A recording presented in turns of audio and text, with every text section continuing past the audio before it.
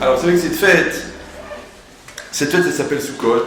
On dit Sukkot Hachem Sukkah, à cause de la Sukkah, que cette notion de Sukkah, on appelle vulgairement la fête des cabanes, le fait de s'asseoir dans une Sukkah. Maintenant, on sait aussi que c'est à ce moment-là que la Torah a ordonné la mitzvah de l'Ulav. Donc, on va prendre les Arbanim, les 4 sortes, d'accord, le Etrog, les Hadassim, les Haravot et le Lulav, et on va les remuer. Minatora, c'est une mitzvah, d'accord, d'acheter et ensuite de le remuer pendant le Hallel. Donc ces deux mitzvot-là, elles viennent au même moment, donc il faudra comprendre pourquoi est-ce qu'elles viennent au même moment. Ensuite, pourquoi, quelle est un peu la symbolique de cette mitzvah-là. Pourquoi est-ce que la fête de Sukkot, elle vient juste après Kippour? Parce qu'en fait, on va rester 8 jours dans des cabanes qui sont fragiles, donc il aurait mieux fallu les faire au printemps. Surtout qu'elle s'appelle Chag HaAsif, la fête des récoltes, d'accord, et que la Torah a dit que justement avec le fruit des récoltes, alors on fait la Soukha, et le principal de la Soukha c'est quoi? C'est le feuillage. Donc normalement on aurait dû le faire au printemps, quand on fait les récoltes, avec ce qui reste des récoltes, on le met sur le toit et ça fait la Soukha. Non, la Torah a dit qu'il faut le faire juste après Kippour, donc il faudra comprendre pourquoi à ce moment-là. Après aussi, pourquoi spécialement dans la fête de Sukkot, c'est marqué Vesa Marta Bechagecha, tu te réjouiras dans la fête. On sait que chaque fête, il y a une mitzvah de Simcha. Shabbat, il y a une mitzvah de Oneg, c'est-à-dire il y a une mitzvah de délice, de prendre du plaisir à faire Shabbat. Par contre, dans la fête, dans les Chagim, il y a Simcha, il y a la joie. Donc c'est pas le même principe, la joie et le Oneg, le plaisir. Et ici, spécialement dans la fête de Sukkot, la Torah a dit Vesa Marta Bechagecha, tu te réjouiras dans la fête. Donc qu'est-ce qu'il y a de particulier par rapport aux autres fêtes qui sont Pesach et Shavuot? Alors pour comprendre ça, il y a un Sfat Emet incroyable, il dit comme ça. Ta'am Sukkot achar Yom Kippour. Le fait, la raison pour laquelle Sukkot tombe après Yom Kippour, qui a Baalei Tshuva en lahem makom. Parce que les Baalei Tshuva, ceux qui se sont repentis, ceux qui ont fait Tshuva, en lahem makom, ils n'ont pas d'endroit. Natan lahem makom, alors Akadosh Baruch Hu, il leur a donné un endroit. Ve'u Asuka, et c'est la Sukkah. C'est la Sukkah, c'est quoi? C'est l'endroit pour les Bnei Israël qui ont fait Teshuvah à Kippour. Il dit pourquoi? Ki Bnei Israël et Ma'ata Baalei Teshuvah, parce que les Bnei Israël, maintenant, ils sont Baalei Teshuvah, ils viennent de faire Teshuvah, voilà, on vient de passer Kippour. On a fait une bonne Teshuvah. Il dit Ve'yoshvim betzilo shel makom, et ils vont s'asseoir à l'ombre du makom. Parce que là, on sait que Sukkah, le nom Sukkah, il est al-shem skar. Ouais, le mot Sukkah, la racine c'est quoi? C'est skar. Et skar c'est quoi? C'est ce qui recouvre, c'est le toit. C'est que le principal dans la cacheroute de la Sukkah, on peut faire une Sukkah en acier, on peut faire une Sukkah en béton, mais le principal c'est le toit. Et le toit c'est quoi? C'est le srar. Et le srar c'est quoi? C'est ce qui est messacher. C'est ce qui recouvre. Maintenant, donc en fait, c'est quoi la cacheroute de la Sukkah? C'est l'ombre qui est produite par le feuillage. C'est pour ça que pour qu'elle soit cachère, il faut, si la tame ruba michamata, il faut que l'ombre soit plus épaisse que la luminosité. C'est-à-dire qu'ici, il fait trop clair dans une Sukkah, c'est pas cachère. Maintenant, pourquoi? Parce que tu dois sentir l'ombre. Ça s'appelle tsilo, c'est l'ombre de la Sukkah. Alors, encore une fois, le principal de la Sukkah, c'est le toit. Et le toit, pas pour le toit lui-même, mais pour l'ombre qu'il produit. D'accord? Maintenant, ici, c'est marqué que les Bnei Israël, après Yom Kippour, ils sont considérés comme, ils sont Baalei Teshuvah. Et le Baal Teshuvah, il n'a pas de makom. C'est-à-dire quoi le Baal Teshuvah, il n'a pas de makom? Alors, il explique comme ça le Sfat Emet. Ve'ine be Rosh Hashanah ve Yom Kippour nig'alim mi Yetzerara. Les Bnei Israël, au moment de Rosh Hashanah et de Kippour, ont été libérés du Yetzerara. D'accord? Au moment de Rosh Hashanah, on a fait le din, on a fait le jugement, et on a fait une grande Teshuvah. Et après, au niveau de Kippour, on s'est tellement séparé de toute forme de matérialité, qu'en réalité, on est tout nu. Il dit, c'est ce qu'il dit. Il dit, Bechesed Elyon. Il dit, par la bonté d'Hachem, Ve'acharkar tzrichim agana beyoter. Et après cela, ils ont besoin d'une protection supplémentaire. L'écart hakadosh baruch hu magen alenu acharkar besuka. C'est pourquoi Hachem, après cela, nous protège dans la souka. Ça, c'est les mots du Sfat Emet. Maintenant, on va essayer de comprendre un petit peu qu'est-ce que ça veut dire. Qu'est-ce que ça veut dire que Baruch Hu, il nous magen, il nous protège dans la souka. Il dit, on a dit Sukkah, c'est Milachon Skar. Le langage de Sukkah, il vient de la notion de Skar. Et Skar, c'est le toit. Il dit donc, ça veut dire que ça vient pour recouvrir. Ça vient pour recouvrir. Il dit cette logique-là, que quand quelqu'un, il a fait Teshuvah, il perd ses repères. Pourquoi? Comme dans n'importe quel domaine. Oui, quand quelqu'un, il est dans un domaine, et on lui enlève ses repères, alors il est perdu. Ouais, comme quand vous arrivez dans un endroit, vous ne parlez pas le tchétchène, Alors vous êtes perdu, d'accord. Ou la synagogue, est-ce qu'il y a une communauté, même pour dire comment on trouve la rue, c'est quoi une boulangerie. Tu parles pas le tchétchène, t'es perdu. En France, tu te débrouilles, mais en Angleterre, tu parles un peu l'anglais. Mais là-bas, tu parles pas le tchétchène, t'es perdu. C'est tes repères. Il dit c'est exactement pareil. Il dit quand quelqu'un, il est bien installé dans le bien, quand on lui enlève ses repères, eh ben, il est perdu. Et quelqu'un, quand il est bien installé dans le mal, quand on lui enlève ses repères, il est perdu. Ouais, comme Chazvé Shalom, quand une femme, elle découvre que son mari l'a trompée, pourquoi elle devient folle? Ou une femme, elle découvre un mari découvre que sa femme l'a trompée, pourquoi elle devient fou? Pourquoi? À part la gravité de la faute, ouais, c'est le fait que la personne, elle se dit deux problèmes. Premier problème, c'est que son monde, c'est faux. Deuxième problème, c'est elle ne sait pas avec qui elle est mariée. C'est pas une histoire genre qui a duré un soir dans un bar, le gars il a bu un coup et il était à Montpellier et puis bon, il a mal tourné sur une soirée. Ça fait 3 ans que ça dure. 3 ans de mensonges, 3 ans de tralouette, 3 ans de chérie, comment ça va, 3 ans je suis fatigué, 3 ans j'ai pas la tête, j'ai une réunion de travail, je suis obligé de passer la nuit là-bas, j'ai raté l'avion. 3 ans de faux, 3 ans. La personne a dit mais le monde il s'écroule. Le monde il s'écroule parce que je ne sais pas avec qui je suis marié. J'ai découvert le visage de mon mari. Ouais, l'autre j'ai découvert ma femme, une autre personne, une autre personnalité. Et puis avec toi, était le chat neuf et tordu et méchant et pervers et vicieux. Et avec l'autre, l'ahnin et le gentil. C'est pas possible, mais c'est combien de visages? De la même manière. Mais au lieu que ça soit ton mari que tu as perdu en tant que repère, ou ta femme que tu as perdu en tant que repère, ou ton père que tu as perdu en tant que repère, c'est toi-même que tu as perdu en tant que repère. Parce que quand l'homme il est bien avec son Yetzer Hara, vous savez, on a expliqué déjà 1 million de fois que le Yetzer Hara, ce qui est extraordinaire, c'est qu'il va faire le travail à ta place. C'est-à-dire, il va te proposer d'exister à ta place. Donc quand toi tu es habitué à l'écouter dans la colère, dans les nerfs, dans le mensonge, dans le tralouette, maintenant tu décides d'être vrai, mais tu es tout nu dans la vérité. Tu sais, des gens, ils mentent comme ils respirent. C'est-à-dire, pour dire la vérité, ils se mettent à bégayer parce qu'il fait un calcul. Attends, c'est faux. Ouais. L'autre, il est tout le temps en train de jouer un rôle. Donc maintenant qu'il décide d'être lui-même, authentique, il est tout nu. C'est connu quand les voyous, quand on les attrape, les petits chefs de bande comme ça, qui font les petits frimeurs, les petits trucs et qui crachent sur la police et tout, qu'est-ce qu'on fait? On les sort de la bande, d'accord? On les amène tout seuls au commissariat et on les met tout nus. Enfin, aujourd'hui, c'est plus possible. Mais à l'époque, on les mettait tout nus dans le couloir. J'ai parlé avec un policier. Il m'a dit, tu prends le gars, tu lui enlèves son jean, ouais, tu laisses en slip, tu lui enlèves son blouson en cuir, ouais, tu lui enlèves sa matraque, tu lui enlèves son couteau, et tu le mets dans le couloir, et tu le laisses tout l'après-midi. Et tout le monde passe à côté de lui, excusez-moi, pardon. Le gars, il est comme ça, tout nu. Et bien, le petit caïd, il devient un petit khalagui. Ah, tu lui dis alors, Fernand, c'est bien ton prénom, Fernand. Oh, ben ça va, mon chéri, tu t'appelles Fernand. Donc, Fernand de la chair, c'est toi qui voles les motos, c'est toi qui dis de la drogue. La drogue, il s'est calmé. Pourquoi? Parce que tu l'as mis à nu, tu lui as enlevé ses repères. C'est exactement pareil. Pourquoi? Parce que comme les Bnei Israël ont fait Teshuva, et qu'ils étaient bien, entre guillemets, dans leur repère de faute, alors maintenant qu'ils sont mis à nu devant Hachem, alors ils sont déballés Teshuva. Et ils sont tout nus. Donc ils n'ont plus de makom. Pourquoi? On a déjà expliqué à peu près 254 fois cette notion, mais il faut la redire dans l'espoir que celui qui vous l'enseigne, un jour, si Dieu veut, il va la comprendre. C'est que le mot makom en hébreu, il veut dire lieu. Ouais. Mais il vient du mot mekayem. Et mekayem, c'est quoi? C'est ce qui fait exister. Donc, sortez un petit peu de la dimension étriquée du dictionnaire qui va vous dire que makom, ça veut dire lieu, et essayez de rentrer dans ces sphères intellectuellement élevées que makom, ça vient de mekayem. Et mekayem, en hébreu, ça veut dire ce qui existe et ce qui rend possible. D'accord? Maintenant, si on dit que makom, ça ne veut pas dire le lieu, mais ça veut dire ce qui rend possible. Donc ça veut dire que le makom, c'est ce qui rend possible la chose. Ça va? Par exemple, quand à l'intérieur de moi-même, par exemple, quand j'aime quelqu'un, pourquoi j'aime quelqu'un? Pourquoi? Je l'aime. Mais les pommes aussi, tu les aimes, mais tu as vu dans quel état tu les mets? Dès que tu atteins l'autre oignon, tu te sépares d'elle.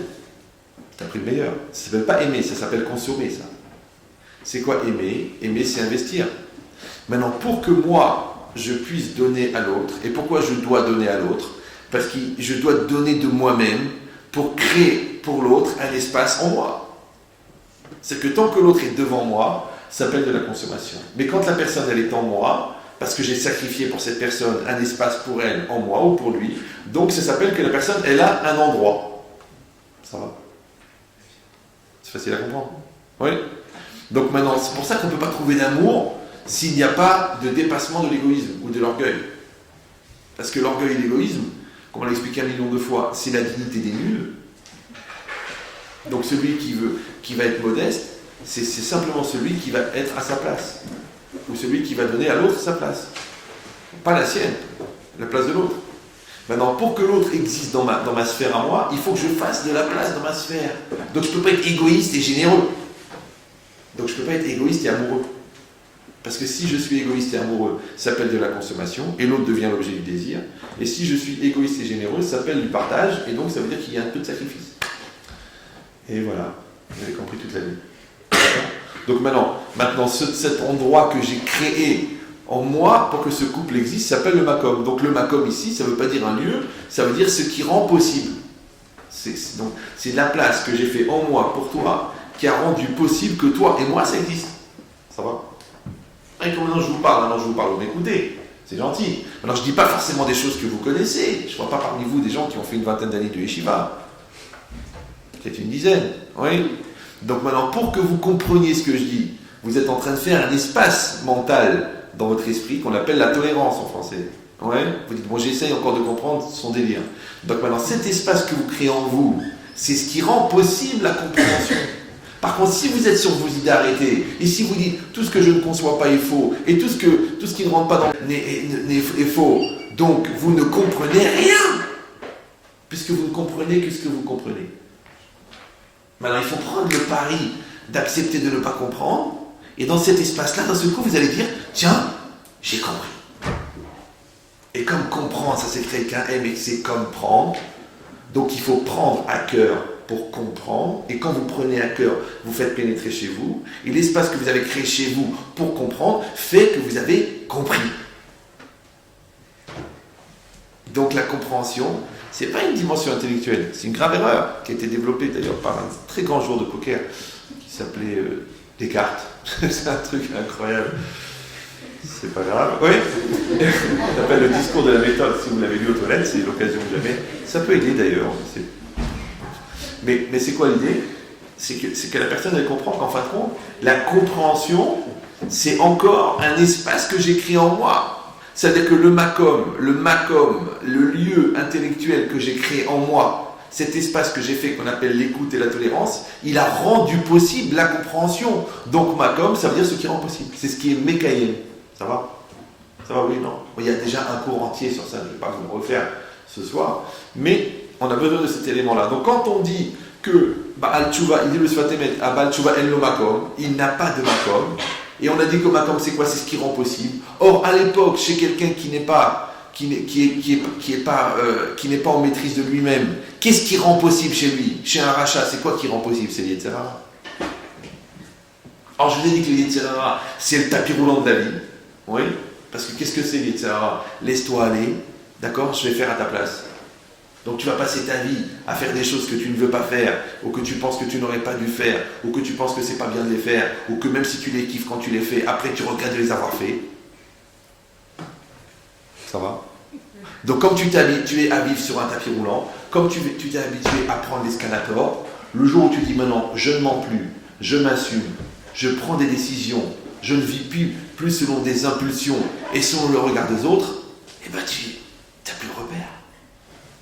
Comprenez ou non? C'est comme quelqu'un, l'handicapé, il n'a plus de jambes, il n'a plus de bras. Alors on lui met un squelette électrique, là, le gars, et puis tac, tac, il arrive à marcher, il arrive à courir. D'accord? Mais il y a un tricheur, qu'est-ce qu'il a fait? Il a des bras et des jambes, mais il a mis un squelette électrique. Donc maintenant il soulève 800 kg, il court à 80 km/h, tac! Le jour où on lui enlève le squelette électrique, il dit, ah, j'arrive pas à courir. Elle est lourde la valise. Et bien c'est pareil. Celui qui est habitué à écouter l'Yetzirah, le jour où on lui dit maintenant c'est toi qui assumes, il a du mal. Ça ne peut pas payer le loyer des enfants quand ils ont 34 ans. Parce qu'à 35 ans, ils t'attaquent en justice pour non-assistance à personne en danger. Alors que si tu lui as dit, écoute mon fils, tu veux aller faire ses études, moi j'ai pas d'argent. Donc tu vas à la fac le jour et la nuit tu travailles. Tu fais des cours de maths, tu fais des babysitters, tu répares des voitures, tu travailles, tu répares des ordinateurs. Le gars, il va y aller, hein. Il va y aller. Alors que toi, tu lui dis, mon fils, tu as le stress de rentrer en dentaire à Paris, va en Espagne, 18 000 € par an, fais ton kiff. Bon, il n'y a pas de cache-route, il n'y a rien, c'est pas grave, d'accord. Et tu as besoin de cours particuliers. Tiens, comment tu vas faire sans une voiture? Tiens, comment tu vas faire tout seul, jeter, allez, à 3 pièces, mon fils. La cache-route, bien sûr, tous les vendredis, tu vas recevoir les gâteaux de Contini, c'est normal. Et Karata la Shabbat Oneg. Donc le gars, il lui a coûté 40 000 € l'année, il vient, il dit, maman, je redouble. Le coup, il n'est pas fou, le gars. Il a fait un an de kiff, il va doubler. Il va faire 10 ans, dentaire en 10 ans, il a fait 10 ans de kiff. Et les parents, les pauvres, en train de dire, tiens, mon fils, j'ai peur, on ne sait jamais si ça te manque, prends encore ça, tiens, vas-y. Non, les enfants, il faut leur montrer que la vie n'est pas facile. Comme ça, ils vont comprendre. Mais qu'est-ce que tu fais toi? Tu me dis non, toi tu l'as rendu handicapé. Après il dit ouais, il t'appelle, j'arrive pas à payer le loyer. Mon fils t'as 45 ans. Moi j'ai travaillé.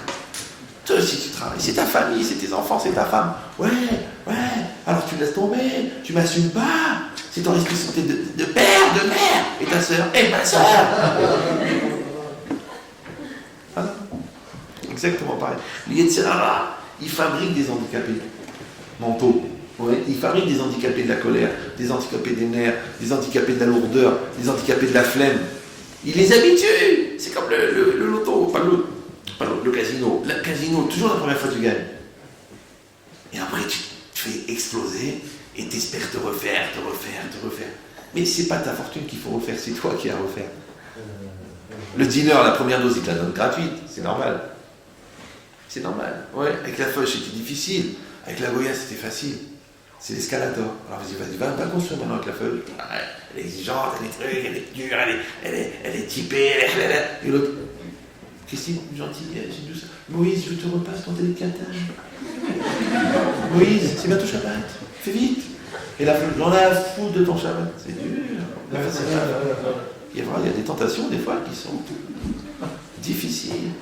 C'est compliqué. Pourquoi? Parce que ça, c'est l'escalator. Et ça, c'est l'escalier. Donc maintenant, qu'est-ce qui s'est passé? Quelqu'un qui est bien dans l'erreur et qui est bien pris en charge par les Yetzer Hara et que son makom, c'est-à-dire ceux qui le faisaient bouger, ceux qui le faisaient exister, ceux qui le faisaient réaliser, c'est le Yetzer Hara. Donc quand il fait Teshuvah, il a renoncé à tout ça. Vous me suivez ou non? Donc Elon Makom, il n'a pas de repère, il n'a pas d'endroit.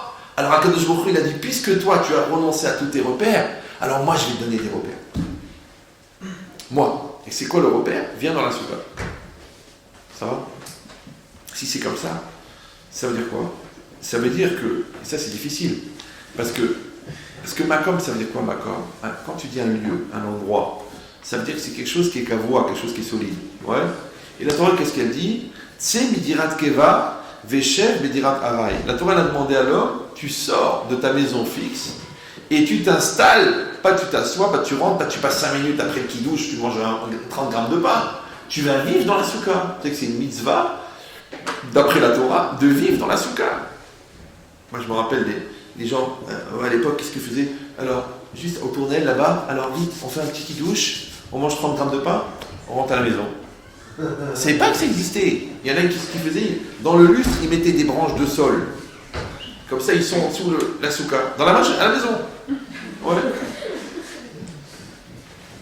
La souka, normalement, tu dois manger dans la souka, tu dois dormir dans la souka, tu dois vivre dans la souka, tu dois te reposer dans la souka. Même une petite sieste, tu l'as fait dans la souka, tu étudies la Torah dans la souka, tu reçois ta famille dans la souka, tu vis dans la souka. La Torah, elle veut que tu sortes pendant 7 jours de chez toi. Tu te fais écouter.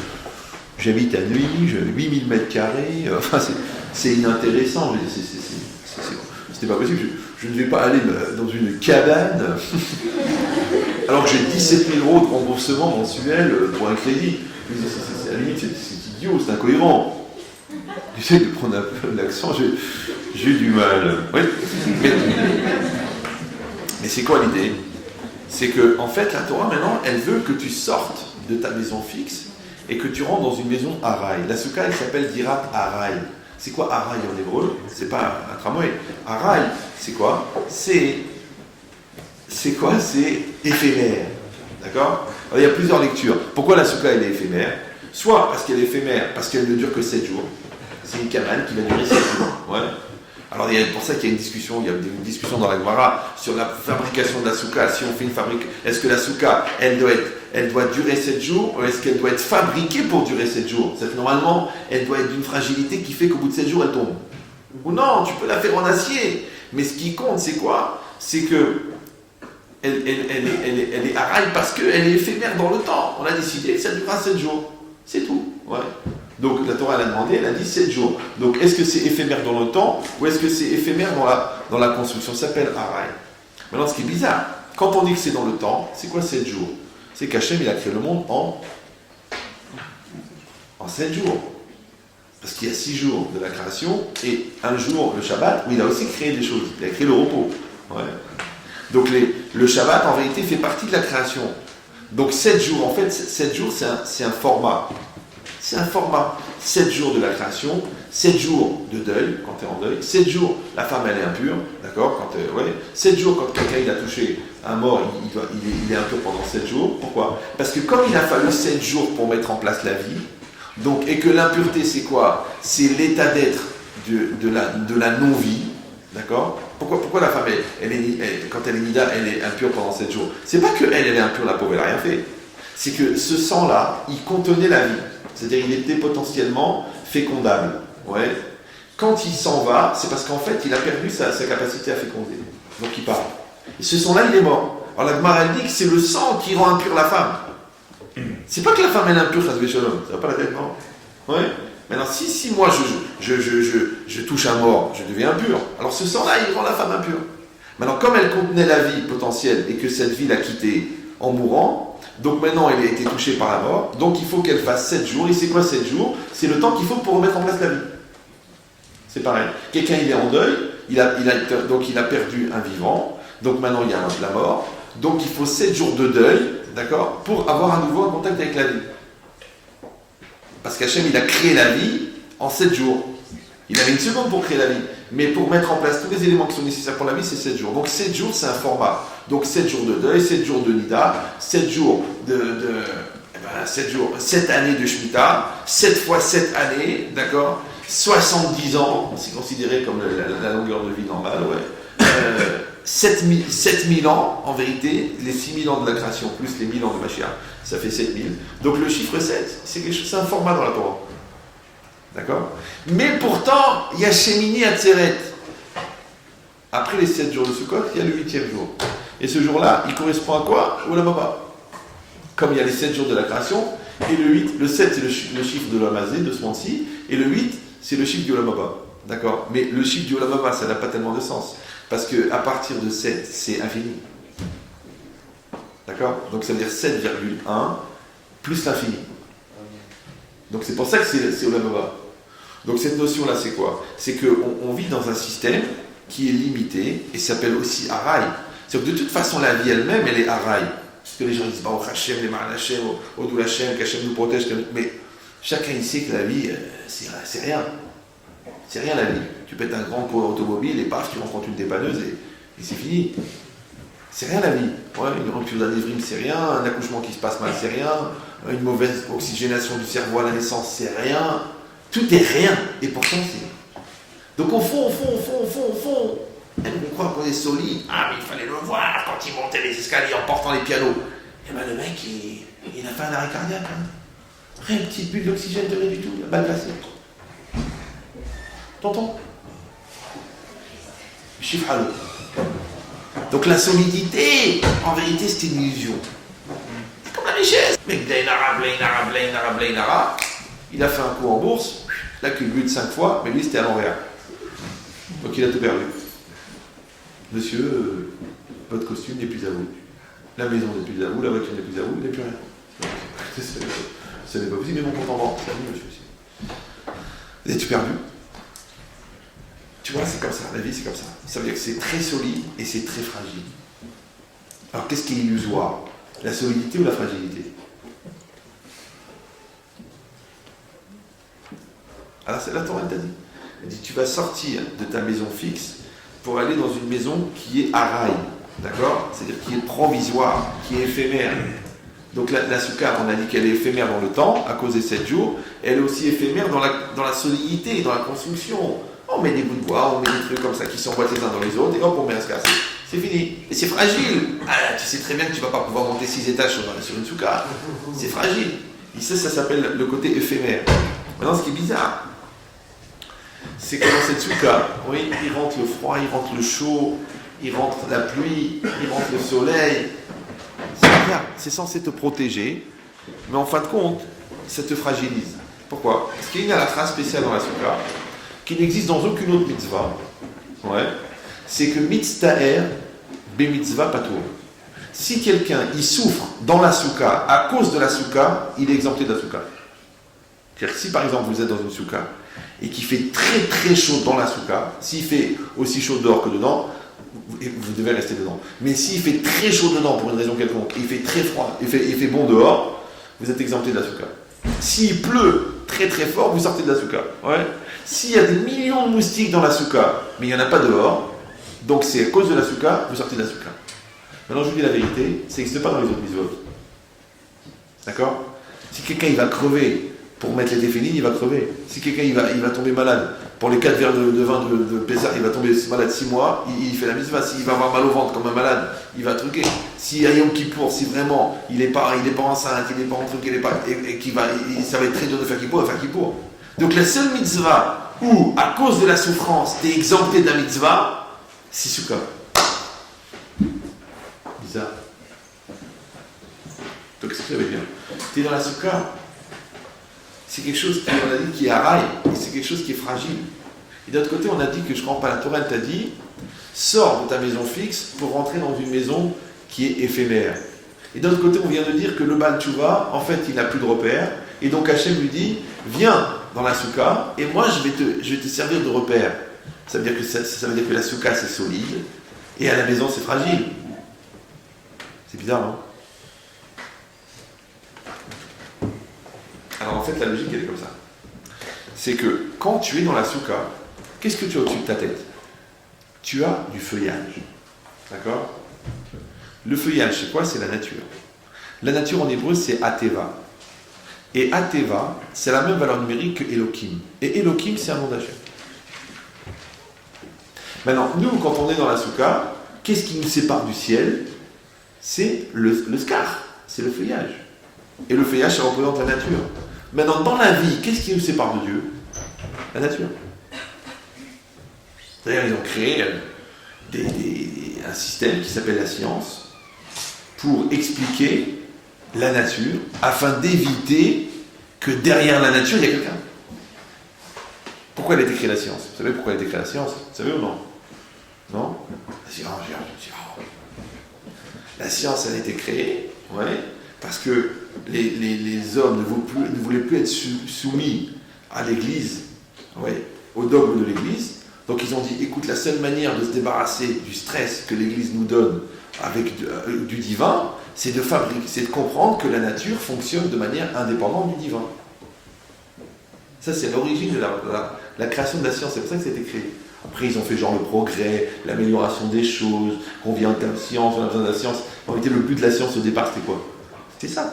C'est-à-dire, si j'arrive à expliquer que le monde fonctionne sans Dieu, j'ai plus le stress de Dieu. Et le problème, c'est que plus la science avance, et plus elle prouve que Dieu existe. C'est l'éternel problème. Tu sais pourquoi? Parce que les choix que tu fuis, c'est ceux-là qui te rattrapent. Il ne faut jamais fuir ce dont tu as peur. Ce dont tu as peur, il faut l'affronter. On te stresse au travail, on te harcèle, on te traite de nul. Tu ne quittes pas ton travail. Tu restes au travail et tu vas leur dire, j'ai un contrat, je vais finir le contrat.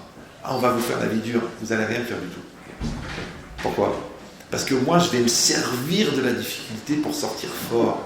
Je ne vais pas sortir faible et en dépression parce que vous m'envoyez des emails trucs et parce que vous me mettez à part ou parce que vous jasez sur moi. Parce que moi, vous êtes des pauvres types. Parce que les chiens aboient et les caravanes passent. Parce que les caniveaux continueront à faire du bruit dans le monde. Parce que les chiottes, ça fait toujours le même bruit quand on tire la chasse. C'est comme ça la vie. Donc moi, je vais m'impressionner du fait que vous tirez la chasse avec votre bouche. Si moi je rentre dans votre harcèlement, c'est parce que c'est ma faiblesse qui est votre force. Donc je dois dire le contraire. Je dois dire merci de me mettre à l'épreuve, parce que je vais sortir fort. Et c'est moi qui va partir, c'est pas vous qui allez me faire partir, c'est moi qui va partir. Mais je vais finir ce contrat. Et je vais finir ce diplôme. Ah, vous me stressez, je vais finir mes diplômes. Et je vais partir. Peut-être je vais pas être dentiste, mais je vais finir dentaire. Je vais finir. Je vais pas partir sur un échec. Je vais finir dentaire et je vais créer une boîte d'informatique. Mais quel rapport? Aucun rapport. Mais les efforts que j'ai faits, la capacité de concentration, ma capacité à gérer mon stress, ma capacité à remettre en cause, ma capacité à travailler des nuits et des nuits sur un projet, ça a fait que j'ai développé des qualités, je ne peux pas n'importe quoi avec ça. Mais si moi je me suis servi de mes études pour me fabriquer une logique d'échec, mais je deviens un monstre. Comprenez ou non? Et dans tout c'est pareil. Combien de fois les gars me disent oui, voilà, même dans le couple, je dis écoutez, peut-être que vous allez divorcer. Mais profitez de ce challenge, parce que voilà, bon, il se trouve que tu ne la supportes plus, mais il se trouve aussi que tu es un grand coléreux. Donc peut-être que tu peux profiter de ce challenge pour régler ton problème de colère. Alors après, peut-être que ce que tu auras tiré comme bénéfice de tu t'es soigné de ta colère, peut-être tu l'utiliseras dans un autre couple. Mais si toi tu continues à penser que c'est la faute de l'autre, et que si tu es énervé, c'est parce qu'on t'énerve, c'est normal puisque tu as un système nerveux. Donc tu es toi-même un système nerveux. Mais toi, tu ne dois pas être énervé parce qu'on t'énerve. Tu dois être énervé parce que tu t'énerves. Maintenant, si on t'énerve, ça veut dire que tu es victime de l'énervement que les gens produisent chez toi. Donc tu n'es plus en action, tu es en réaction. C'est ce qu'ils appellent vulgairement une réaction naturelle. Vous savez, je n'ai fait que réagir naturellement. C'était une réaction naturelle. Mais les réactions naturelles, c'est pour les animaux, les plantes, les phénomènes physiques. Mais un homme ne doit pas avoir des réactions naturelles. Un homme, il doit avoir des actions surnaturelles. Et je ne parle même pas de la religion. Ouais. Avant la religion déjà. Ouais. Que toi, tu dois avoir une action. Action, c'est le contraire de réaction. Réaction, je réagis parce que l'autre agit. C'est-à-dire que l'autre agit et moi, je réagis. Mais moi, je ne veux pas réagir. Je ne veux pas que l'impulsion de mon existence, elle vienne de toi. Je veux que l'impulsion de mon existence, elle vienne de moi. Donc, je veux, moi, agir. Ça va? Et je ne veux pas que ça soit naturel, parce que naturel, ça veut dire que ça vient de ma partie naturelle à moi, de mon côté animal. Moi, je ne veux pas que ça soit naturel. Je veux que ce soit surnaturel. Donc, je vais avoir une sérénité au-delà de la nature. Et je vais avoir une honnêteté au-delà de la nature. Et je vais avoir une maîtrise de mes pulsions animales au-delà de la nature. Parce que je ne suis pas un animal. Je ne descends pas du singe. Non. Je suis créé après la nature. Après qu'Hachem a créé toute la nature, il a créé l'homme. Et l'homme, il est fait à l'image d'Hachem. Il n'est pas fait à l'image du singe. Donc c'est pas la peine d'aller aux zoo pour visiter ta famille, ça sert à rien. Tu donnes des cacahuètes en espérant une certaine reconnaissance qui te dira. Un jour, il va se mettre à parler, il va dire « Enfin, vous reconnaissez, vous venez de nous. » Non, tu n'es pas un singe, même si tu n'as pas exactement compris dans quelle branche tu travailles. Non, tu vois, tu es une personne. Une personne, c'est un homme. Un homme, c'est une neshama. Une neshama, c'est une partie de Dieu. Tu n'es pas un animal. Maintenant, c'est vrai que tu as un corps et que le corps, il a une certaine autonomie. Mais après, tu dois décider qui c'est qui réagit en toi. Est-ce que c'est l'animal qui est en toi ou est-ce que c'est l'homme qui est en toi? Alors, quand la Torah t'a donné des obligations de attention à ce que tu manges, attention à ce que tu dis, attention à ce que tu fais, attention à ce que tu regardes, attention à ce que tu écoutes, ça veut dire que la Torah, elle t'a dit apprends à maîtriser l'animal. Mais si tu dis mais laisse l'animal s'exprimer, suis ton instinct, aboie dès le matin, sois un chien libre. Fais une thérapie. Tu dis mais je veux pas être un chien libre. Je ne veux pas. Je vais être un chien frustré et un homme libre. La preuve, c'est que pour être libre, ils sont obligés de prendre des... Comment ça se fait? Si tu es tellement libre, pourquoi tu as honte de draguer? Pourquoi tu bois 6 verres et l'autre elle boit 4 verres? Tu vas la voir, vous êtes magnifique, vous êtes extraordinaire, vous êtes la femme de ma vie, c'est à vous que j'ai envie de construire, vas-y, va draguer. Oh non, oh non. Alors je bois 9 verres, lui elle boit 6 verres, alors tu sais que t'es mignon. Moi toi aussi t'es mignon. Tu veux qu'on fasse des trucs tous les deux. Deux ivrognes dans la ruelle. Quelle histoire d'amour. Ça valait le coup de lire tous ces romans. Non, parce que tu n'assumes pas. Elle te plaît, va lui parler. Vas-y. Tu veux ce boulot, vas-y. Mais il ne veut pas me recevoir. Ben monte par la fenêtre. Vas-y, fais 5000 prospectus mêlés dans toute la France comme quoi tu veux ce boulot. Il va dire, mais vous êtes un fou. Il dit, ouais, je suis un fou. Je veux un fou. Je veux travailler avec un fou. Venez chez moi. Toi, tu dis non, mais écoutez, j'ai envoyé ma lettre. Écoute, j'ai reçu encore un refus. D'ailleurs, elle n'était même pas ouverte. C'était tamponné dessus. Le poste n'est plus à pourvoir. Mais comment il n'est pas à pourvoir? Je veux ton poste à toi. Comment il n'est pas à pourvoir?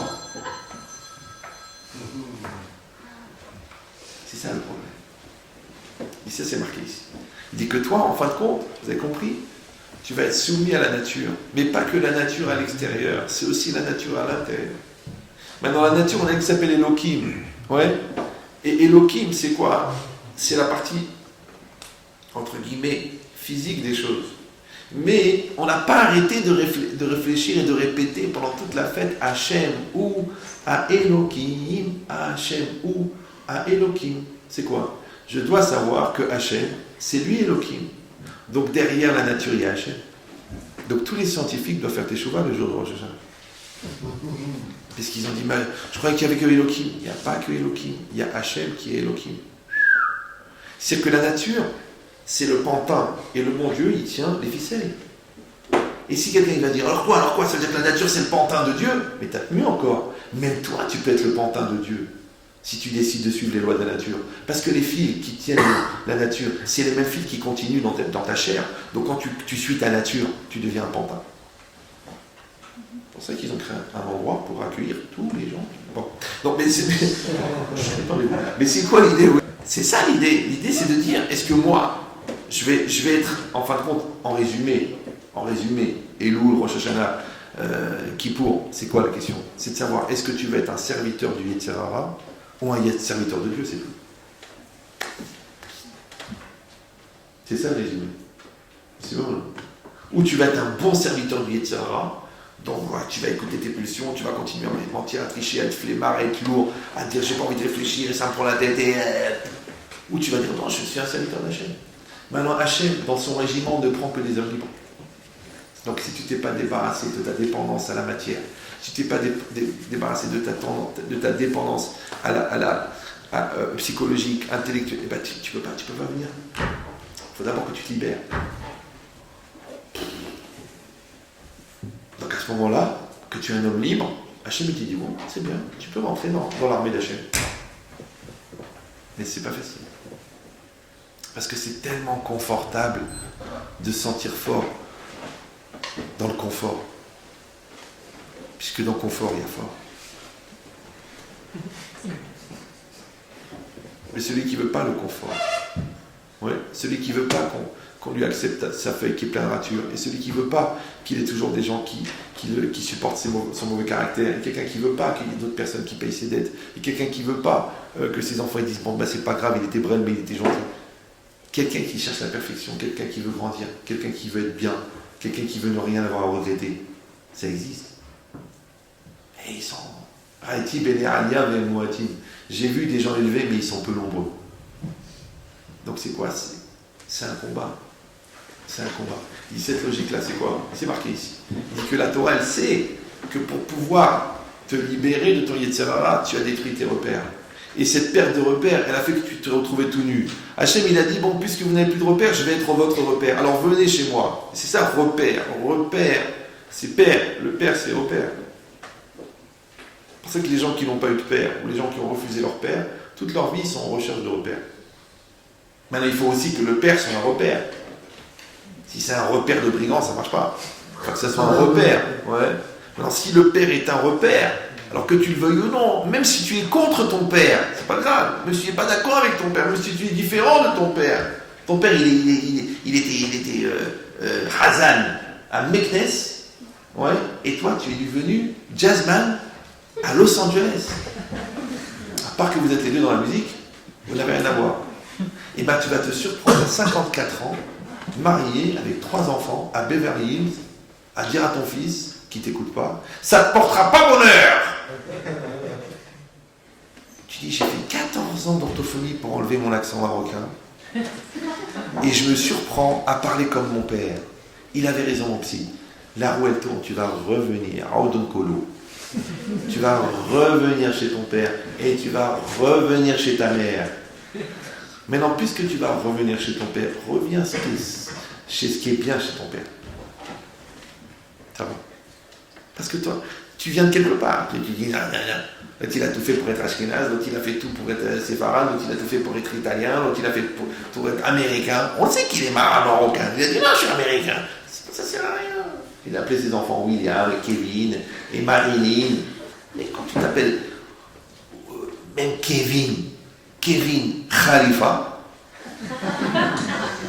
c'est comme si tu t'appelles Makhlouf de la Croix. Ah, il y a un malaise. Tu dis quand même, Makhlouf de la Croix, c'est pas commun, c'est une histoire qui vaut pas un clou. Ouais, mais c'est marqué ici.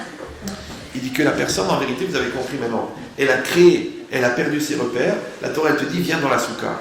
Mais le problème c'est que la soukha c'est d'Irataraï. Alors comment quelque chose qui est éphémère va me protéger? Le vent il rentre, le soleil il rentre, la pluie elle rentre, j'entends le bruit, je me sens SDF. Comment ça peut me rassurer? Ah, écoutez bien, cette logique elle est incroyable. Elle est incroyable, j'aurais dû dire que ça et partir. Ne me tentez pas. C'est qu'en fait, dans la soukha, la maison est fragile, mais les valeurs sont solides. Alors que dans la maison est solide, mais les valeurs sont fragiles. C'est vrai ou non? Quand quelqu'un croit qu'il est riche parce qu'il a de l'argent, il est riche parce qu'il a de l'argent, il est riche parce qu'il a de l'argent. Et c'est quoi la pauvreté? La pauvreté, c'est d'être tout le temps en attente de quelque chose. Et c'est quoi la richesse? C'est d'avoir la satisfaction de ce que tu as.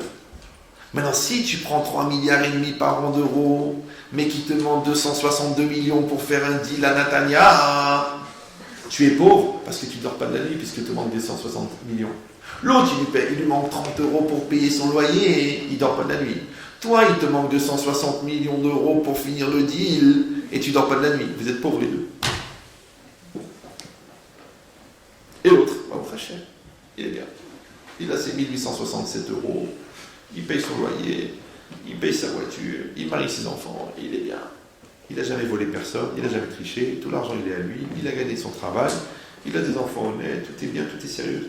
L'autre il a de quoi payer des thérapies, l'autre il a de quoi payer la désintoxication de la drogue, et l'autre il a de quoi payer un traitement pour qu'il accepte enfin qu'il est un garçon et pas une fille. Il a de quoi payer. Mais l'autre il n'a pas besoin de payer, parce qu'il n'a pas le problème, donc il n'a rien à payer. Tu veux ou non? À quoi ça sert d'avoir les moyens de payer ses erreurs, puisqu'il a l'erreur? Donc si la richesse, c'est d'avoir un correcteur, c'est d'avoir du Tipex, c'est ça la richesse. C'est de quoi mettre ce Tipex sur tes erreurs. Mais moi, tu sais ce que j'ai fait, moi? Moi, j'ai appris l'orthographe. Et je ne mets pas de Tipex. Parce que je ne fais pas de faute. Dans la dictée de la vie. Alors que toi, ta vie, elle est pleine de Tipex.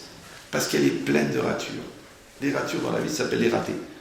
T'as raté ça, rature. T'as raté ça, rature. T'as raté ça, rature. Alors évidemment, tu mets du Tipex. Tu mets du Tipex que je suis quelqu'un de gentil. Tu mets du Tipex parce que je fais des cadeaux à tout le monde. Tu mets du Tipex parce que je suis très apprécié dans la communauté. Tu mets du Tipex parce que je passe à la radio. Mets du Tipex.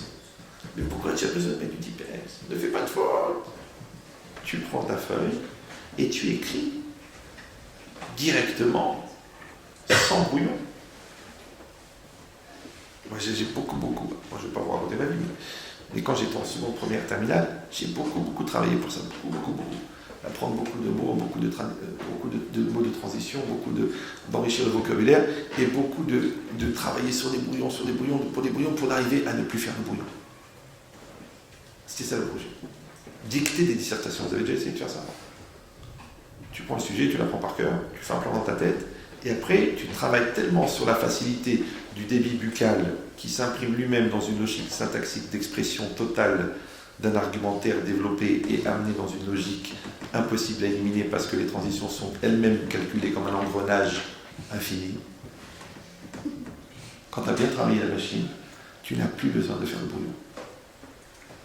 Quand je suis arrivé au bac, j'ai lu le sujet, j'ai marqué sur la feuille, je dois passer le permis, et j'ai fait la disserte. 1 page, 2 pages, 3 pages, 4 pages, 5 pages, 6 pages, 7 pages, 8 pages. J'ai donné, regarde, il m'a dit, mais il vous reste 2 heures, c'est raté. 16, c'est bien. C'est bien, je te content. C'est pas pour vous dire, waouh, le mec il a pas fait de brouillon. Parce que moi je pense que dans la vie, il ne faut pas faire de brouillon. Moi je pense. Il y a des gens, non, ils disent, non, cette vie-là c'est le brouillon. La vie d'après, ça va être super. Ce mariage-là, c'était brouillon. Si Dieu veut, celui d'après. Les premiers enfants, je les dis, bon, c'est pas grave, je vais divorcer de toute façon. Mais après, dans le deuxième mariage, je vais faire des tzadikim. Il n'y a pas. Dès que la semence, elle est sortie de toi, 90% d'éducation, elle est terminée. Qu'est-ce que tu veux maintenant? Qu'est-ce que tu veux? Un âne, tu veux lui apprendre à faire du piano? Allez, mets-toi. Bon, allez, vas-y, Mozart. Qu'est-ce qu'on appelle un âne Mozart? C'est Mouza. En hébreu, ça veut dire c'est bizarre. Là, ça veut dire quoi? Quand la semence, elle sort de toi, quand la phrase, elle sort de toi, quand l'attitude, elle sort de toi, c'est fini. C'est-à-dire, la feuille, c'est ça. C'est-à-dire que la vie, c'est quoi? La vie, c'est une dissertation sans rature.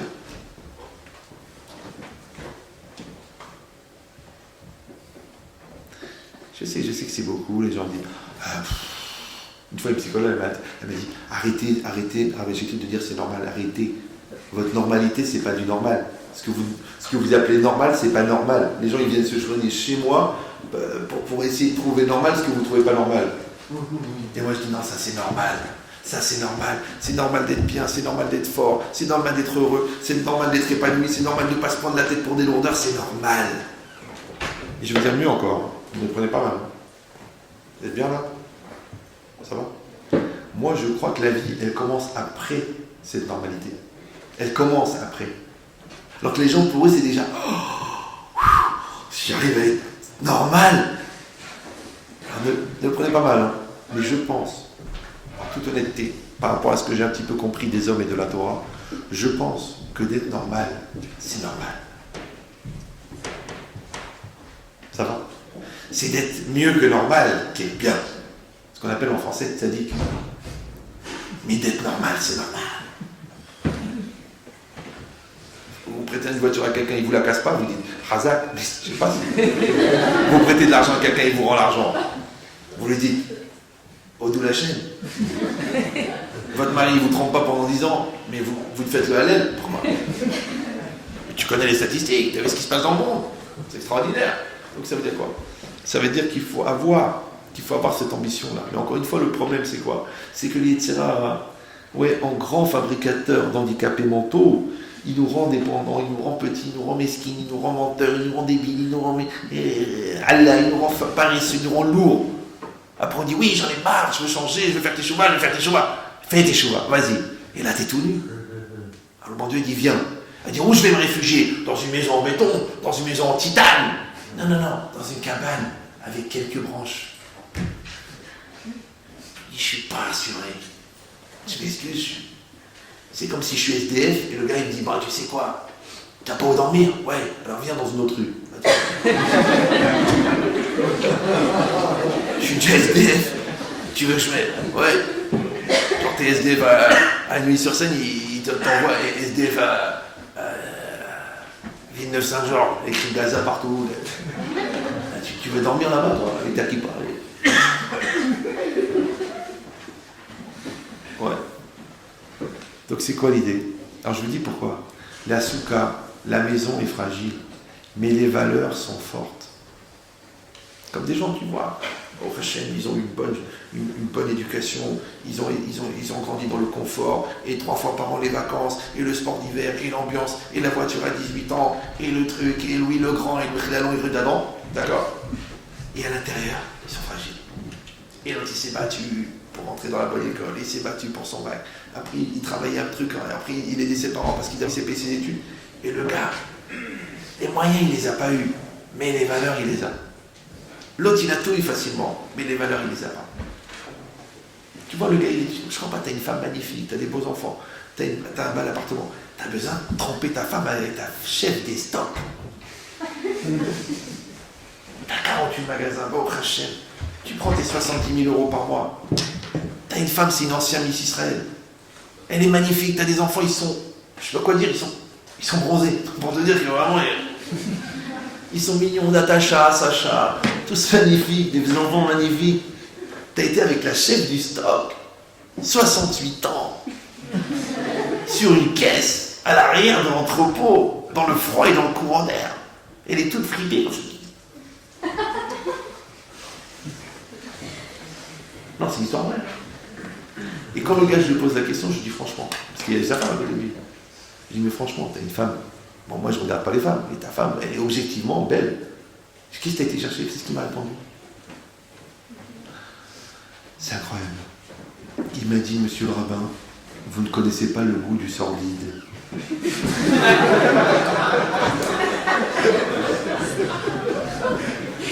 ne sais pas si vous comprenez. C'est-à-dire que les gens qui ont le meilleur, ils veulent le pire. Ils veulent le pire, ils veulent les dégueulasses, ils vont se faire des trucs, ils vont se mettre des excréments, ils vont aller se mettre à plusieurs, ils vont violer, ils vont râler, ils vont organiser des trucs pervers. Pourquoi? Parce que comme ils ont le meilleur, ils veulent le pire. Parce qu'on peut, mais t'as le meilleur. Qu'est-ce que tu veux maintenant? Allez, ça n'a pas de goût, c'est insipide. Là, t'es dans le stress, la fille elle a peur, elle a 12 ans, t'es en Thaïlande, tu les trempes pendant que tu la prends. C'est un truc spécial. Tu payes pour ça? Oui, je paye la fille parce qu'après ils vont la tuer. Ah bon? Les gens ils font ça. Je dis, mais vous êtes des malades. Eh, monsieur le rabbin, on a de l'argent, on se paye des plaisirs qu'on peut se payer. Des animaux. Des animaux à deux pattes. Ouais. Donc c'est quoi ce qui est marqué ici? C'est que tu crois que la personne, elle a fabriqué des valeurs. Zéro. Que dalle. Rien. Ouais. Donc maintenant, en vérité, c'est quoi l'idée? C'est de se dire, quel genre de personne tu veux être? Et qu'est-ce qui va tracer ta vie? Et qu'est-ce qui va dicter tes choix? Et qu'est-ce qui va être ton squelette? C'est quoi qui va être ton squelette? Ta musculature et ton argent et ton bel appartement avenue Flandrin? Ou ta personne? Comment ça va se passer? Vous savez, les gens, je me rappelle dans des livres sur la Shoah, ils disaient que quand ils ont attrapé les nazis à la fin de la guerre, les gens qui étaient déportés, alors ils les frappaient, et les nazis ils se mettaient par terre, ils pleuraient. Ils pleuraient pour qu'on leur laisse la vie. Alors le gars, il a dit, j'ai été 3 ans à Auschwitz, j'ai jamais vu un déporté pleurer. Il pleurait pas les gens. Il leur mettait des coups de bâton, il leur faisait des tortures, il les pendait pendant 2 jours par les bras. Et le gars, il pleurait pas. Il cassait en morceaux, il pleurait pas. Il allait à la chambre à gaz, tout nu, il avait plus de dignité que l'autre berger allemand que tu n'arrivais pas à discerner le berger de l'allemand. Les deux sont d'une sale race. Ouais. Et l'autre avec sa grande gabardine en cuir et sa casquette et sa matraque et sa truc. Ouais. Et après, dès que les Russes sont arrivés, il s'est mis en civil. Lui. J'ai rien fait, je n'ai fait qu'écouter les ordres. Mais au moins meurs dignement. Déjà, si tu étais un pauvre type toute ta vie, au moins ta mort avait une valeur. Les gars, ils n'avaient rien, ils étaient oubliés du monde. Ils étaient tout nus devant la chambre à gaz, ils marchaient comme ça. Et quand au moment de rentrer, il dit, une seconde, il va faire le crâne schéma. Et le gars, il faisait le crâne schéma. C'est dans ces moments-là que tu vois la grandeur de quelqu'un. Quand l'autre, il a tout pris, tu dis rien, tu dis, ouais, mon argent. Ça s'appelle les valeurs. Maintenant, la Torah, elle ne va pas te donner des protections en titane. Elle va te donner des valeurs. Qu'est-ce que tu décides? Qu'est-ce que tu veux? Tu veux des valeurs boursières ou tu veux des valeurs humaines? Qu'est-ce que tu veux? Tu décides. Tu veux que ton couple soit fondé sur des valeurs ou est-ce que tu veux que ton couple il soit construit pour des valeurs? Ouais. Est-ce que tu veux que ta femme elle t'apprécie pour ta valeur ou est-ce que tu veux qu'elle t'apprécie pour ta valeur? Parce que voilà, tu as eu un revers de fortune, et ben des 12 000 mensuels, tu es passé à 604 €. Elle te dit, écoute, je n'ai pas du tout grandi dans ce standing, les noix, j'achète pas les faux Chanel et les faux Cartier. Moi, il me faut des vrais. Je suis allergique, ça me fait des boutons. Moi, le sac, il me plaît, je l'achète. Je commence pas à réfléchir. J'ai 28, tous les sacs Chanel, je les ai. J'ai eu un couple comme ça, Chanel une fois. Le mec, il me disait, écoutez, Raph, je peux pas. Elle voit un sac, elle veut l'acheter. Je dis, bah c'est bien. Elle dit, non, mais c'est que des Chanel. Que des Dior. Mais le dernier que tu vois, tu ouvres le Figaro, tu le vois. Ils ne le mettent pas dans Femme Actuelle. Hein, ouais. Tu ouvres le Figaro, tu le vois. La fille, elle l'achète. Elle l'achète sur place. Il me dit, moi, j'arrive plus. Et à ce moment-là, il ne fallait pas acheter quelqu'un Dans la famille, il y a la moitié des casinos de France. Tu épouses une Hanina de Sarcelles, c'est bien. Toi, t'as voulu voir. Et elle te dit, mais moi, c'est mon standing. Donc, elle t'a épousé pour ta valeur. Ou pour ta valeur.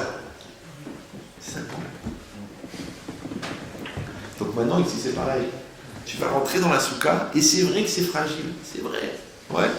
Et bien, ce que les hommes appellent la déchéance d'être soumis à la nature, nous, on appelle ça la sécurité. Parce que c'est ça l'éternel problème. Ouais. Les peuples, depuis 5000 ans, ils essayent d'échapper à la nature. De ne pas être soumis à la nature, de ne pas subir les lois de la nature. D'accord? Alors pour le tonnerre, ils ont fait le paratonnerre. Pour la mer, ils ont fait la digue. Et pour la rivière, ils ont fait le barrage. Mais Hachem a de l'humour. Il a de l'humour. Il va inonder des zones qui ne sont pas inondables. Il va faire des sécheresses, des trucs, il va faire des virus.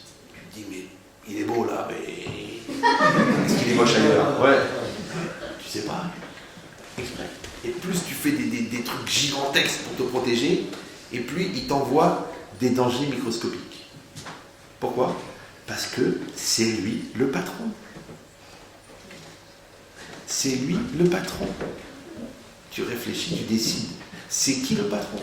Alors, tant que toi, tu veux absolument prouver que c'est toi le patron, alors lui, il se marre. Il rigole. T'es pas le patron. Tu vas utiliser une nature, mais tu vas surtout subir une nature. Et la nature, c'est quoi? C'est le bâton d'Hachem. Maintenant, la Torah, elle te dit, arrange-toi avec le bon Dieu. Tu dis, non, je m'arrange avec la nature. La nature est intransigeante. Essaye de sauter d'un avion, tu vas voir qu'en bas, on voit sur ton visage que tu as compris que la nature est intransigeante. On voit, t'es dispersé, t'es éclaté. C'est normal, parce que c'est pas possible. Alors c'est pareil, le feuillage, c'est Hachem, et nous on est dans l'ombre du feuillage. C'est ce que c'est l'ombre. L'ombre. Vous savez ce que c'est? Oui. L'ombre, c'est ce qui apparaît quand vous faites un écran devant la lumière. Intéressant au niveau physique. C'est que vous avez des rayons lumineux, d'accord? Les rayons lumineux, ce sont des ondes. Les ondes, c'est des photons, ouais. Et puis quand vous faites un écran, et que le flux des photons, il s'arrête, et bien ce qui apparaît derrière, c'est l'ombre. Super. Maintenant, par hasard, dans la Kabbalah, Orot Zeretsonot, la lumière, ça correspond en fait à la volonté d'Hachem, d'accord? Et que si la volonté d'Hachem, c'est la lumière, donc l'ombre, c'est quoi? C'est l'absence de lumière. Donc, c'est quoi l'ombre? C'est quand la volonté d'Hachem n'apparaît pas clairement. Maintenant, comme tu peux interpréter que les lois de la nature sont indépendantes de la volonté de Dieu, ça s'appelle que Dieu, il est à l'ombre. Ça va? Alors que si tu dis, mais non, au contraire, les lois de la nature, ça prouve Dieu. Ça prouve. Regardez-moi, il y a 8 ou 9 ans, un rave en Israël, un grand rave, quelqu'un lui a demandé, mais quand est-ce que l'Europe, elle va payer pour ce qu'elle a fait aux Juifs? Et comment elle va payer? On voit pas qu'ils ont payé. Moi, je trouve que les Allemands, ils s'en tirent bien, franchement. Tout ce qu'ils ont fait, quand même. Puis avoir au moins 2000 ans de désert. Regarde, l'Espagne, il a envoyé des Juifs. Depuis, Firal, il ne reste plus rien. Martinez et Mangoulaise. Ouais. Ils n'arrivent plus à... Ils ne remontent plus. C'est fini. Pourtant, ils avaient une bracha de masse. C'était le pays le plus riche du monde, le plus civilisé, le plus... C'était la folie. L'Espagne et le Portugal, c'était la folie. Ils ont envoyé... Genre, on a enlevé la pile. C'est ce qu'il a répondu le rave. Il a dit, ils vont payer par l'eau. C'est bizarre. Vous écoutez tous les jours, inondation, la rivière est sortie, le truc. Tout est inondé, c'est que de l'eau. C'est bizarre. Il y aura un grand nettoyage. L'eau, c'est... Le tsunami, il ne s'est pas passé n'importe où. Hein. Il s'est passé à un endroit où il faisait très chaud. Les coins chauds de la planète. Mais c'est quoi l'idée? L'idée, c'est que la nature, c'est le bras d'Hachem. Maintenant, le chien, quand tu le frappes avec un bâton, c'est ce qu'il fait le chien? Il mord le bâton. Mais il y a Brel. Le gars qui tient le bâton, c'est lui qu'il faut mordre. Tu ne peux pas le mordre, il est inaccessible. L'autre, le contraire. L'ombre du bâton, déjà, il réagit. Il voit le bâton, il voit l'ombre du bâton, il laisse tomber. C'est bon. C'est pour ça que toutes les civilisations, elles ont disparu. C'est vrai. Où ils sont les Romains, les Mésopotamiens, les Crétois. Qu'est-ce qui reste des Crétois? Quelques Cré. Qu'est-ce qui reste des Macédoniens? Vous lisez l'histoire de l'Antiquité, moi je lisais ces trucs-là. La Macédoine, c'est un pays incroyable. Qu'est-ce qui reste de la Macédoine? Une salade. Une salade.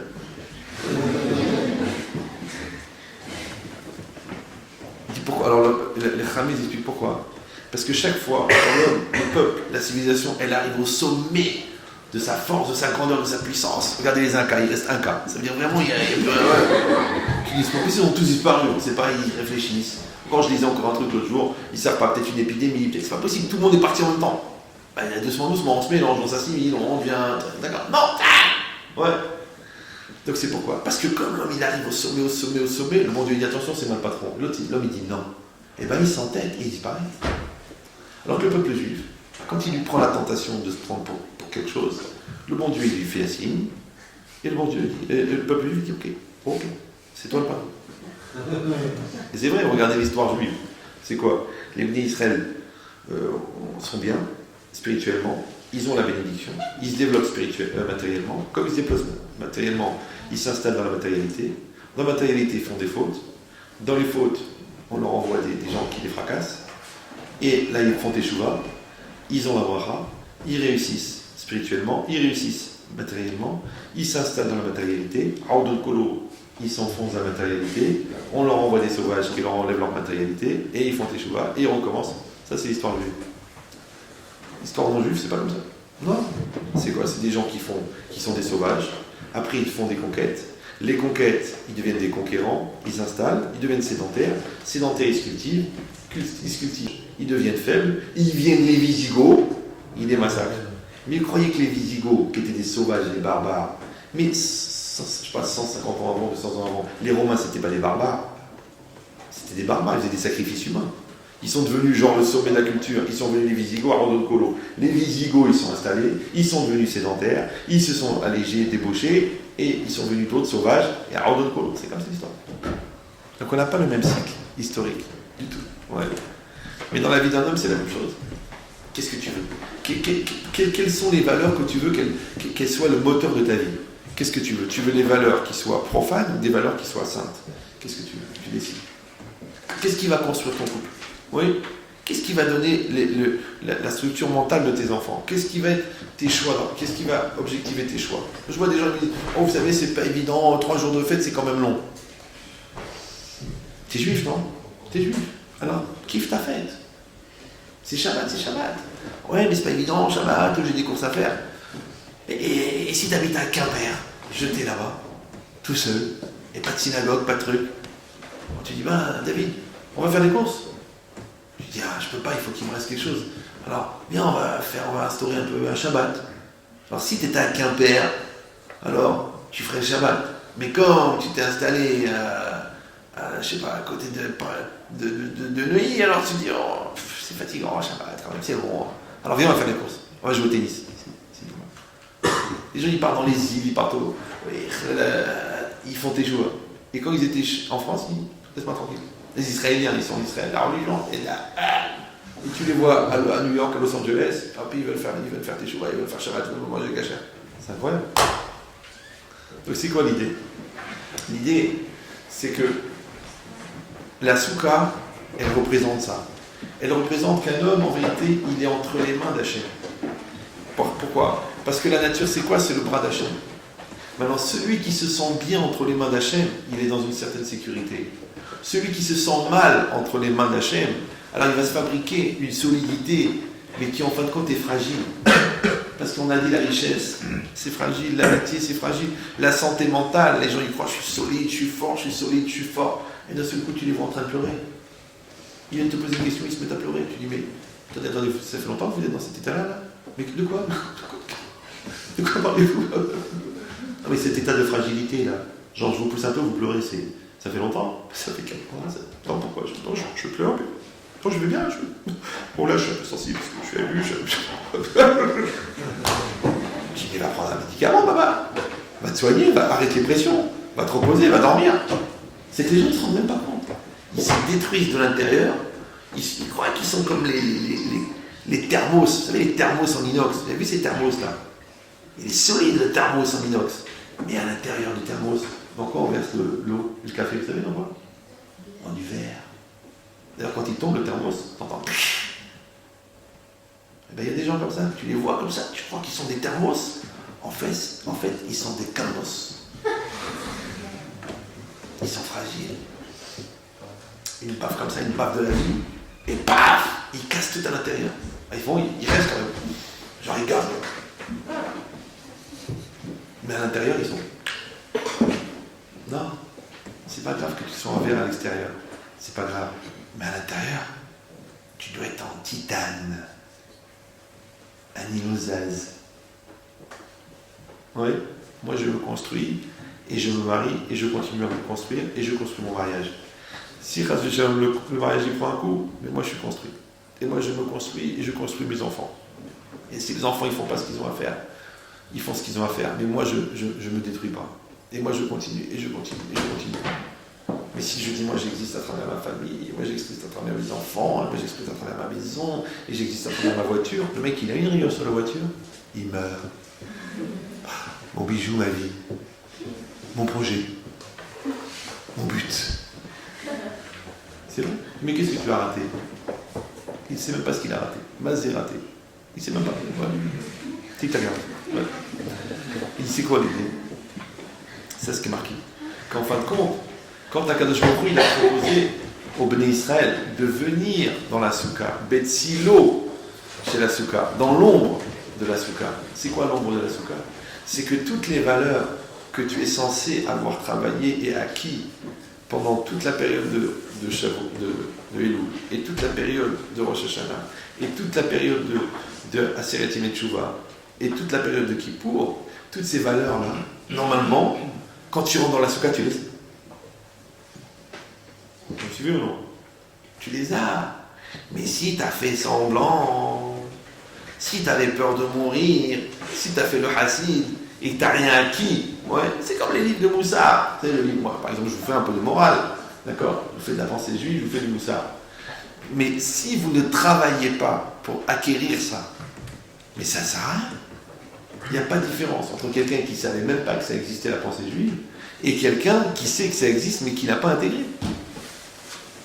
Moi, si je vous parle de la colère, il faut prendre le cours sur la colère, prendre des notes sur le cours de la colère, le découper en séquences et travailler sur le cours de la colère pendant 6 mois ou 1 an. Je vois des fois, je fais un cours sur le respect de soi, un gars il vient à la fin et me dit « Bon Rav, c'est quoi le respect de soi ?» Des fois je dis « Je crois qu'il se fout de... » Alors je dis « Oui, je comprends ce que tu veux dire. Je t'ai dit maintenant la théorie, mais la pratique, il faut la faire maintenant.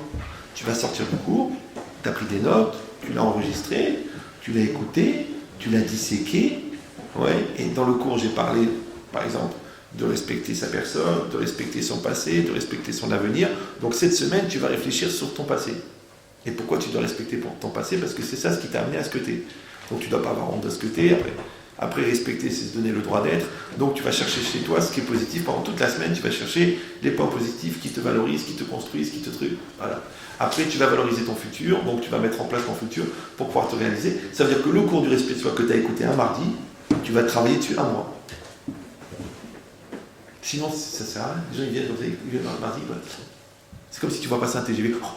Oh, rapide, hein. J'aime bien la couleur. Il était orange, là, ils l'ont fait gris. Alors, comment c'était? C'était bien. Et les gens qui sont dans le TGV? Oh, bah non. Ils passent à 300 à l'heure, je ne sais rien. Mais de quoi ils parlent, les gens dans le TGV? Oh, mais quand je ne peux pas entendre ce qu'ils disent dans le TGV. Bon, moi, je ne vous demande pas d'écouter ce que je dis, moi. Moi, je vous demande de comprendre ce que je veux dire. Mais ce que je veux dire, je ne l'ai pas dit. Je l'ai voulu. Alors, quand vous allez travailler, si vous voulez devenir des élèves, ce n'est pas des gens qui viennent au cours. Parce que les meubles, ils sont là aussi. Des élèves, C'est des gens qui vont travailler sur les notions pour s'en imprégner et pour devenir en fonction de ce qu'ils ont appris. C'est que si à la fin de l'année, tu n'as pas développé ton respect de toi-même, ta capacité à gérer tes émotions, ta relation avec Hachem, ton vécu dans la réalité d'Hachem, tu as perdu ton temps. C'est dommage. Ça sert à rien. Bon, c'est mieux que rien, plutôt que d'aller au cinéma ou en boîte de nuit, c'est mieux que rien. Au contraire, ça va te créer des complexes, des stress, parce que tu vas dire « Ouais, je sais que c'est pas bien ce que je fais, mais je continue à le faire. » Non, tu grandis. Et quand tu grandis, tu te sens bien. Donc qu'est-ce que tu fais en vérité? Tu acquiers des valeurs. Donc d'un côté, la Torah, elle te casse tes valeurs, d'un autre côté, elle te donne des valeurs. Parce que la Teshuvah, elle te déstabilise, ouais, et en même temps, elle te stabilise. C'est comme une fois un rave, il avait dit, quelqu'un est venu le voir, il a dit, vous savez, heureusement que j'ai la Torah, parce que ça m'a vraiment... C'est bizarre, parce que la Torah, c'est quoi? La Torah, c'est change, bouge, évolue, grandit.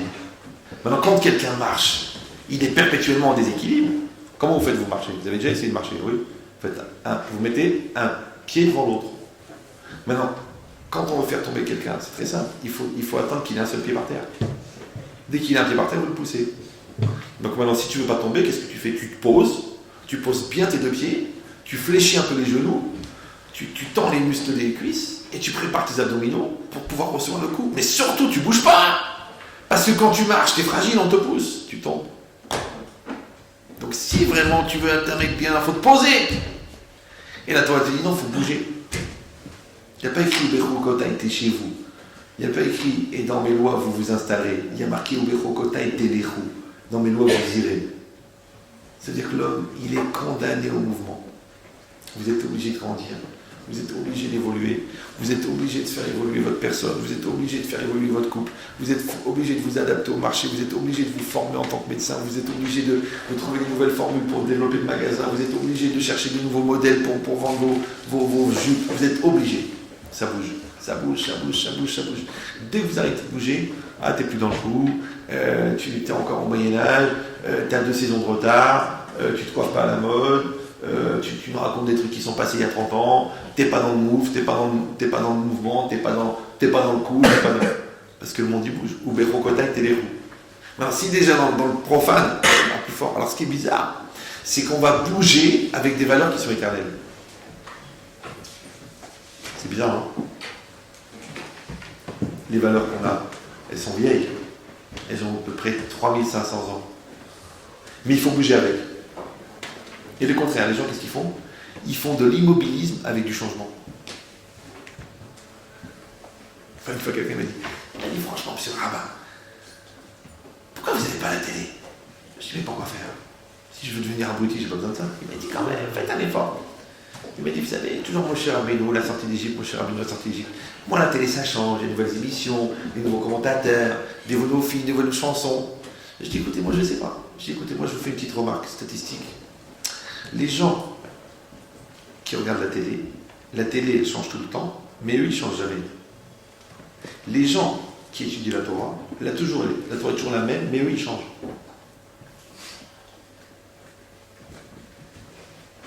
Il faut juste décider qu'est-ce que tu veux faire. Qu'est-ce que tu veux faire? Tu veux devenir un téléspectateur de ta vie. Tu veux continuer à envier les acteurs alors que tu aurais dû être acteur de ta vie, tu veux envier les acteurs. Parce qu'ils vivent quelque chose de fort, alors que tu sais qu'ils font semblant. Tu crois que la fille du feu de l'amour, elle est vraiment amoureuse? Ça se voit qu'elle est amoureuse. Quand elle le regarde, tu vois qu'elle est amoureuse. Et quand elle a pris sa liaison avec Jennifer, tu sens qu'elle était blessée. Réveillez-vous, c'est pas un documentaire. C'est un feuilleton. Alors les gens, ils font la masturbation émotionnelle. Ils ont dit que 87% des Français font un transfert psychologique entre leur feuilleton préféré et leur vie. Je ne sais pas si vous me suivez. C'est-à-dire que la personne, elle va pleurer devant le film américain, mais elle va être complètement insensible au cancer de sa grand-mère. Elle n'est pas morte? Oh, ça commence à durer quand même. Bon, le 2 pièces, qui c'est qui le prend? Pas commencer, hein. Il n'y a pas, mais elle est vivante. Alors la grand-mère, elle a le cancer, ça lui fait rien. Il voit un bon film américain,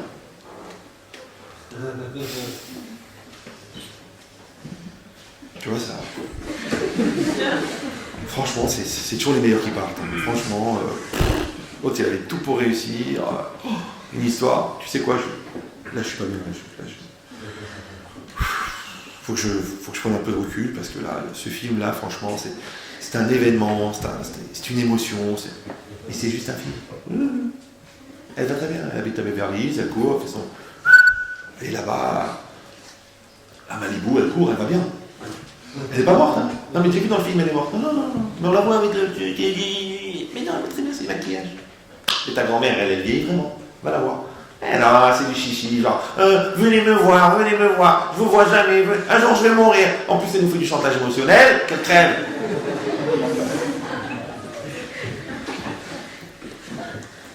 C'est que les gens, ils vivent virtuellement leur réalité et ils vivent réellement leur virtualité. Ça, c'est sans les cachets. Imagine ce qu'ils vont faire avec les cachets. Donc c'est sur ça que tu as fait teshuva. Tu as fait teshuva pour des vraies valeurs. Ouais. Donc d'un côté, tu es tout nu parce que tu as renoncé à tes fausses valeurs. Mais Baruch Hashem, entre-temps, tu as accumulé des vraies valeurs. Et bien quand tu rentres dans la soukha, il n'y a rien. Tu sais ce qu'il y a dans la soukha? Il y a des valeurs. Qu'est-ce qu'il y a? Il y a 3 murs. Ouais. Il y a un toit. Il y a une table, il y a des chaises, il y a les gens que tu aimes. C'est ça une soukha. Pas de la shonara. Ouais. Tout ce qui est superficiel, ça ne rentre pas dans la soukha. On ne peut pas mettre une poubelle dans la soukha. On ne peut pas rentrer les plats sales et tout ça dans la soukha. On doit rentrer des plats. Ouais. On ne peut pas dire des bêtises dans la soukha. On a la présence d'Hachem dans la soukha. Tous les jours, on a des invités extraordinaires. Abraham, Israël et Jacob. C'est ça la soukha. Donc c'est quoi la soukha? La soukha, c'est un espace d'essentialité. C'est ça la soukha. La soukha, c'est que tu as tellement renoncé à la vérote que depuis Kippour, on ne fait plus le tahanonim. Vous savez, on ne fait plus. Pourquoi? Parce qu'on dit les juifs sont tellement occupés des mitzvot, ils ne vont pas faire de vérote. Mais le jour de Sukkot, c'est mieux encore, c'est pire ou c'est mieux. C'est que là, tu rentres carrément dans la soukha. Donc tu rentres carrément dans la mitzvah. Qu'est-ce qu'on avait dit à Kippour, si vous vous rappelez du cours de la semaine dernière? On avait dit que Hachem, il s'appelle Mikvé Israël. Rappelez ou non? Mikvé Israël Hachem. Hachem, il s'appelle le bain rituel. Et qu'est-ce qu'on avait dit dans un bain? Tu es obligé d'entrer entièrement. Et bien dans la soukha, tu rentres entièrement. Tu sais que c'est la seule mitzvah où tu rentres dans la mitzvah. Est-ce que vous avez déjà essayé de rentrer à l'intérieur d'une paire de téfilines? Imagine, tu vas chez un sophère, tu dis écoutez, j'ai de l'argent, Baruch Hashem, voilà, je fais une avance de 100 000 euros, je rajoute 100 000. Vous me faites une paire de téfilines, un studio. Il faut que je rentre dedans. Vous me faites une paire de téfilines cachère, en cuir, avec les compartiments à l'intérieur et les parachutes écrites 2,30 m de haut, avec des lettres Sacom, c'est un modèle spécial. Et moi, je veux rentrer dans les téfilines. Écoutez, vous n'êtes pas raisonnable. On ne peut pas rentrer dans une mitzvah. Et pourtant, on rentre dans la soukha. C'est pour ça que dans la soukha, elle s'appelle, dans la Kabbalah et dans la Hassidut, elle s'appelle Or Amakif. Elle s'appelle la lumière enveloppante. Il y a une seule mitzvah où c'est dit aussi, c'est sur le talit. Que quand quelqu'un il porte le talit, en vérité, le talit il représente quoi? Or Amakif. C'est de la même manière que c'est plus facile de se concentrer quand tu as un talit sur la tête que quand tu as les yeux qui vont partout. Ouais. Normalement, la soukha, c'est ça. C'est que tu rentres dans un endroit où il n'y a rien que des valeurs. C'est pour ça que c'est dur de garder la soukha comme il faut. Parce que tu as toujours envie de faire un petit hachonara, raconter le match de foot, tu as envie de... C'est dommage, voilà, il y a toute l'année, baba. Il y a toute la maison, il y a tout Paris, il y a toute la France, il y a le monde entier. Tu rentres dans la soukha. Étudier la Torah, livrer Torah, la famille, des paroles positives, l'investissement, le bien-être, les brachot, le Birkat Amazon, les chants de la fête, toi et Hachem, c'est tout. Tu dis la nature? La nature, elle est devenue éphémère. Elle est devenue... C'est quoi le mot de talent? Elle est devenue rien du tout. C'est un petit peu de feuillage. Toi, tu t'es convaincu que la nature, c'est les valeurs, parce que grâce à Dieu, tu as les 4 appartements à Natania, et grâce à Dieu, tu as les 1 million d'euros, et grâce à Dieu, ta femme, elle fait 120 kilos. C'est la valeur, ça c'est du solide, ça c'est du... Oh là, Acheter en Normandie, tu veux voir, c'est une vache, je sais plus comment ils appellent ça, ouais, une picarde. Non, c'est pas ça les valeurs.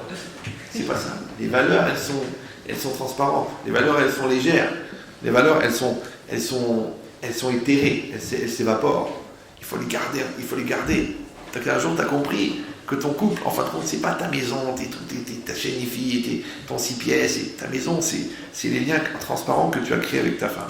Et ton fils, c'est pas, tiens mon fils, tiens voilà de l'argent, tiens la voiture, tiens voilà, tiens va changer tiens va chez Redskin, va t'acheter ton truc, tiens prends la montre, elle te plaît, tiens prends le scooter, il te plaît. Non, tu vas arrêter un jour d'acheter tes enfants, parce c'est pas ça qu'ils veulent pas un compte en banque. Ils veulent un père, ils veulent une mère. Donc maintenant ça, la souka que tu as créée entre toi et tes enfants, la souka que tu as créée entre toi et ta femme, la souka que tu as créée entre toi et Hachem, c'est une souka. Maintenant, qu'est-ce que tu vas faire? Tu vas rester une semaine dans la souka. Une semaine. Ouais.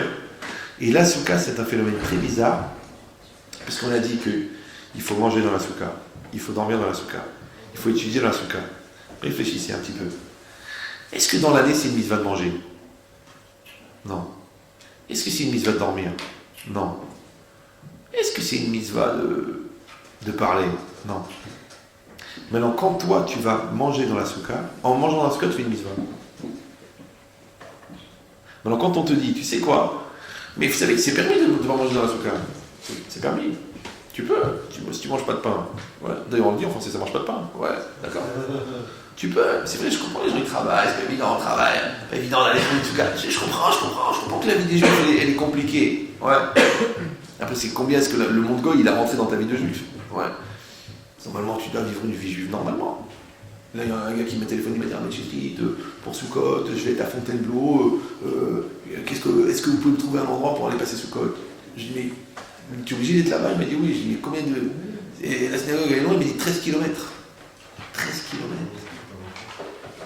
Je dis mais t'es obligé, c'est quoi? C'est un goulag? C'est une peine de prison? C'est quoi ça? Il dit non, c'est une obligation professionnelle.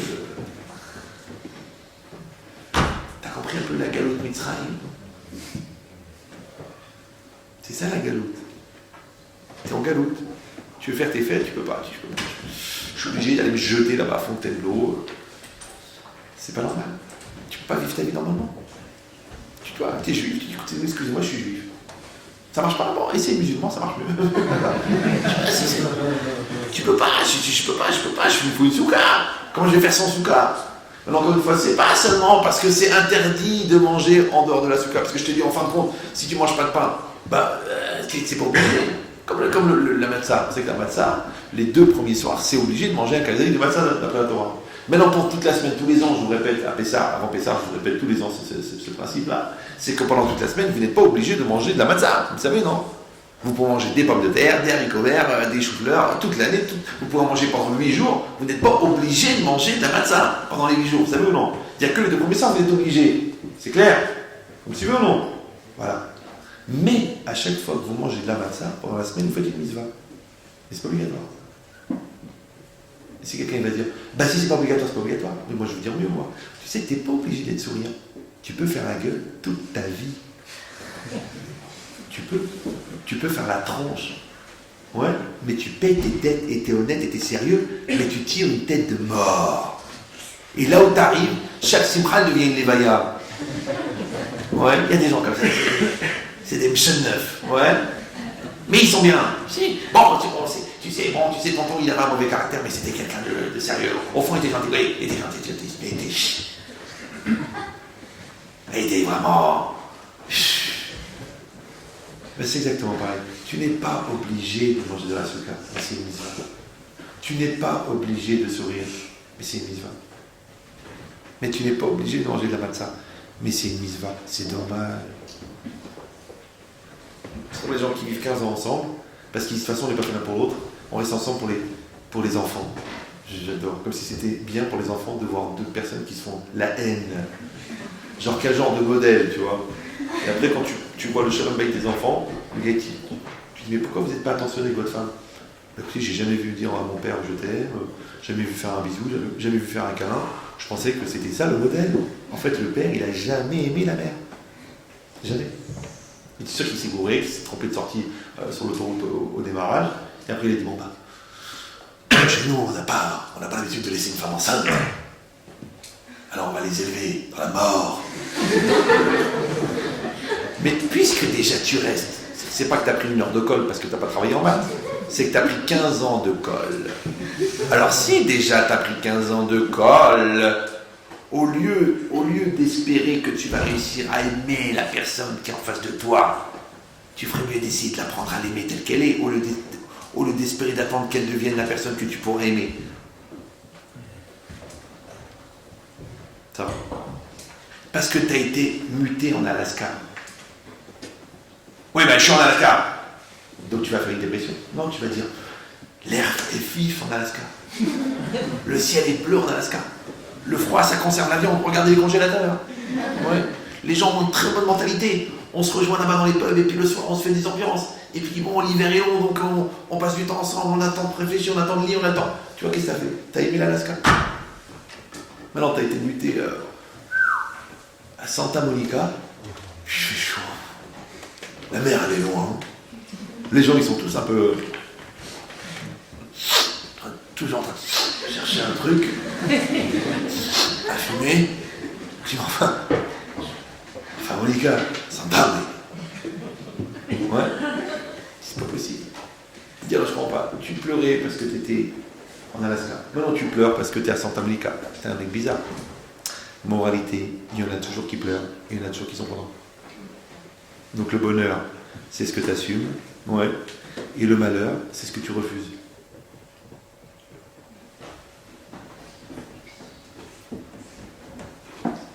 C'est facile. Ici c'est pareil. Attends, elle t'a dit, mais enfin mon fils, tout ce que tu as parlé pendant Iloul, et tout ce que tu as parlé pendant Rosh Hashanah, et tout ce que tu as parlé pendant la Seret Yom Teshuvah, mais t'es blindé. Tu pars avec des armes de folie. Donc t'es pas tout nu, t'es pas jeté. Tu pars avec tes valeurs. Donc quand tu rentres dans la soukha, t'es bien. Qu'est-ce qui te manque? Qu'est-ce qui te manque? Je comprends pas. Toutes tes dépendances, tous tes stress, toutes tes angoisses, tu les as laissées dehors. Ton lycéen, tu les as laissés dehors. Ton lachonara, tu les as laissés dehors. Tes problèmes de ce niveau, tu les as laissés dehors. T'es bien avec Hachem. D'accord? T'as une baraque fragile et des valeurs solides. T'es tranquille. Tu la sens pas la protection? T'es bien. Comme le gars qui a fait des sports de combat, par exemple. Normalement, un gars qui a fait des sports de combat, c'est un gars qui ne se battra jamais. Alors que toi, le contraire, toi, tu dis, mais moi, si j'avais 13 dates de karaté, mais moi, je les fracasse, moi, je vais à Belleville, je crie ça, mais... Non, le gars, il a 13 dates de karaté, ouais, champion du monde de Krav Maga, il s'est jamais battu de sa vie, tu sais pourquoi?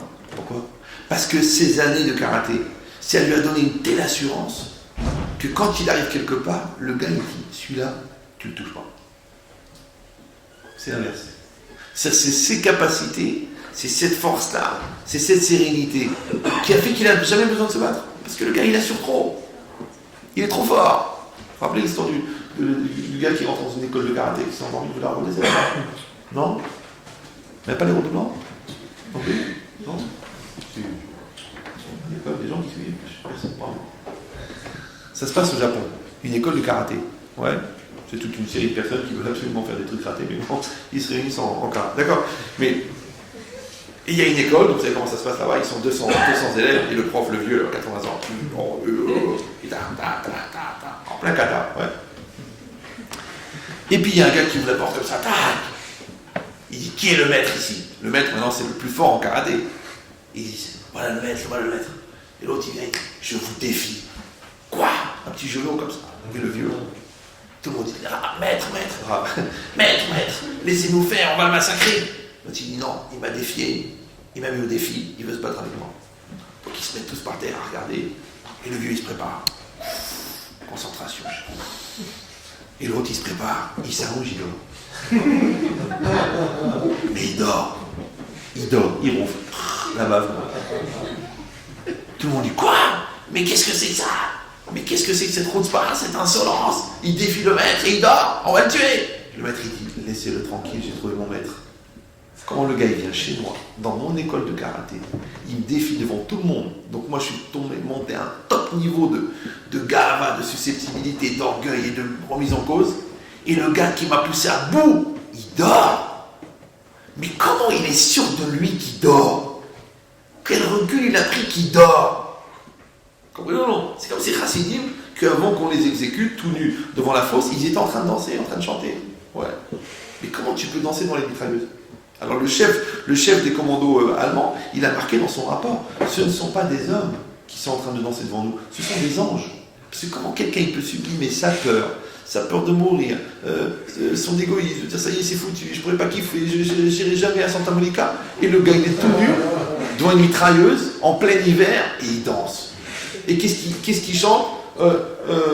Ashrenu, Matov Helkenu, ouais, heureux pour nous, heureux pour notre sort. Quel niveau il faut pour sublimer l'angoisse et la peur? Ben c'est pareil. L'autre il est rentré, il l'a mis au défi. Ben c'est pareil.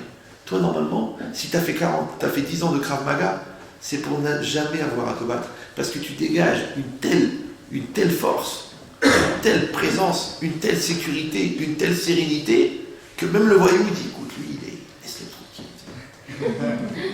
Pourquoi? C'est qu'il y a un phénomène bizarre, qui est chimique, qui est physique, qui est naturel, c'est que les chiens attaquent les gens qui ont peur. Vous savez ça?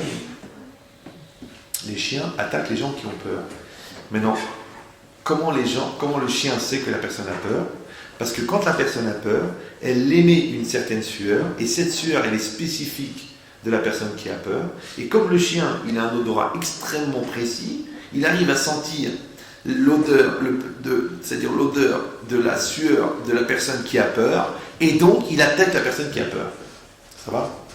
C'est prouvé. Maintenant écoutez ce qui est intéressant. Maintenant, est-ce que vous savez pourquoi le chien il attaque la personne qui a peur? Justement, il attaque parce que le gars il a peur. Non, vous savez pourquoi le chien il attaque la personne qui a peur? Parce que le chien, quand il sent que l'homme a peur, ça lui fait peur. Donc comme il a peur, il se sent en danger, alors il attaque. Parce que le chien, il ne comprend pas pourquoi un homme il a peur. C'est bizarre. C'est que même un petit enfant de 6 ans qui sort du village, les animaux ils s'enfuient. Pourquoi? Parce que Hachem, quand il a créé l'homme à son image, l'animal, il a peur de l'homme. À part quelques exceptions vraiment qui ont une fois goûté et qui ont vu que c'est mangeable, mais sinon les 3 quarts des animaux, ils ont peur des hommes, même des enfants. Donc ça veut dire quoi? À plus forte raison, quelqu'un qui a rempli son enveloppe et qui est entièrement un homme. Ça va? Donc si tu dis que le chien n'attaque que parce qu'il sent que tu as peur et comme ça lui fait peur, alors tu sais pourquoi ton patron il se permet de parler comme ça? Parce qu'il sait que tu as peur. Maintenant, comme il pousse dans ta peur, il a peur qu'un jour tu te révoltes. Alors il veut te casser avant que tu imagines de pouvoir te révolter. Mais si toi tu n'as pas peur, tu sais que tu as signé un contrat pour partager une fonction contre de l'argent. Et que ça n'est pas ta personne qui est impliquée. Et qu'il doit te respecter. Ouais, et que tu gardes ta valeur, quel que soit ton sexe. Il n'a pas le droit de faire certaines choses, de dire certaines choses. Donc toi tu gardes ta dignité, tu gardes ta force, tu gardes tes droits, tu gardes ton prud'homme. Et lui il ne peut rien faire. Mais si toi tu dis, ouais mais vous savez, il y en a 10 qui attendent dehors, hein. Vous savez on n'a pas vraiment besoin de vous. Hein. Bon alors quand vous finissez le rapport, vous me le tapez 6 fois et puis après vous faites un petit coup de ménage. Je dis attendez, je suis directrice des ressources humaines, il veut que je fasse le ménage. Je dis ouais mais tu sais, hein, le marché du travail il est difficile en ce moment. Alors tu baisses la tête, comment tu vas faire? Lui il teste, il pousse. Il pousse. Non, c'est pareil ton fils, hein. Il a 4 ans et demi, il pousse. Il voit comment tu réagis. L'autre il a 45 ans, il pousse. L'autre il a 63 ans, il pousse. Chacun il pousse. Mais toi, tu dois savoir qui tu es. Tu dois savoir ce que tu vaux. Tu dois savoir de quoi tu es fait, de quoi tu es construit. Il dit ça, c'est quoi la vie? C'est ça. C'est que les valeurs que tu as intégrées, elles ont fait de toi ce que tu es. Et après, tu les expérimentes dans la réalité. Maintenant, quoi de mieux que la souka pour expérimenter? C'est pour ça que le mariage, je ne vous conseille pas de vous préparer pendant les 2 jours avant la repas. Votre rôle de parent, je vous conseille de le travailler quand vous êtes encore jeune. Votre rôle de parent. Parce que tous les parents, un jour, ils ont été enfants. Donc c'est pas le moment de faire l'enfant maintenant que t'es parent. C'était avant qu'il fallait être enfant, avant d'être parent. Donc en fin de compte, qu'est-ce que tu fais? Tu travailles, tu prépares. Là c'est exactement pareil. Akadosh Baruch Hu, il t'a donné ces valeurs, il t'a donné ce travail, il t'a donné cette remise en cause. Et toi, qu'est-ce que tu fais? Tu vas l'utiliser et tu vas le ressentir pendant les 8 jours. Or, puisque pendant les 8 jours, c'est une mitzvah d'être dans la soukha, Et que la soukha, elle représente l'espace d'essentialité. Donc, c'est de rendre tous les actes du quotidien essentiels. Donc maintenant, tu as compris que manger, c'est une mitzvah, que dormir, c'est une mitzvah, que étudier la Torah, c'est une mitzvah, que de parler gentiment, c'est une mitzvah, que d'être proche de sa famille, c'est une mitzvah. C'est ça la mitzvah. Tu as compris comment ça fonctionne? C'est que tu as donné un caractère sacré au quotidien. Ce qui est exactement l'inverse de ce que les gens croient. Les gens ils disent, bon écoutez, il y a les mitzvot et puis il y a la vie. Il y a la religion et puis il y a la vie. Bon, il y a la messe, il y a le dimanche et puis il y a le lundi. Là, le dimanche, je donne mon obol, d'accord? Et le lundi, je fous le pauvre dehors parce qu'il ne paye pas le loyer. C'est comme ça, c'est la vie, c'est la vie. Je dis, enfin, je comprends pas. Je croyais que vous étiez une personne de valeur, d'amour et de tolérance. C'est pas tous les jours dimanche. La Torah dit le contraire. La Torah te dit, c'est ton quotidien qui doit être sacré. C'est pas que ton sacré, il va être sacré parce que ton profane, il va être profane. Non, non. On dit le Gaon de Vilna, il marchait. Quand il marchait les Shem Shamaim. Quand tu mets les téfilines, pourquoi tu mets les téfilines? Parce que ça porte bonheur, parce que tu as peur d'attraper froid, parce que tu prends ta tension. Non, quand tu mets les téfilines, c'est les Shem Shamaim, c'est-à-dire c'est en tant que mitzvah de mettre les téfilines. Oui. Et quand tu manges cachère parce qu'il y a une mitzvah de manger cachère. Non, c'est pour la santé, parce qu'il y a moins de gluten. Mais non, tu manges cachère parce que c'est une mitzvah de manger cachère. Oui, et tu fais Shabbat parce que c'est une mitzvah de faire Shabbat. Maintenant, si tu fais Shabbat parce que c'est ton jour de repos, si tu manges cachère à cause du sanitaire, si tu vas au mikvé parce que tu n'as pas de salle de bain, si tu... Donc, toute la religion a disparu. Maintenant, je suis fatigué des gens qui s'évertuent à humaniser la religion. Mais si tu l'humanises, elle n'est plus divine. Or, le seul intérêt de la religion, c'est qu'elle est divine. Encore quelqu'un, un petit jeune, il doit faire sa bar mitzvah dans une synagogue libérale à Marseille. Donc, on lui a bien expliqué que la cache-route, c'est une question sanitaire.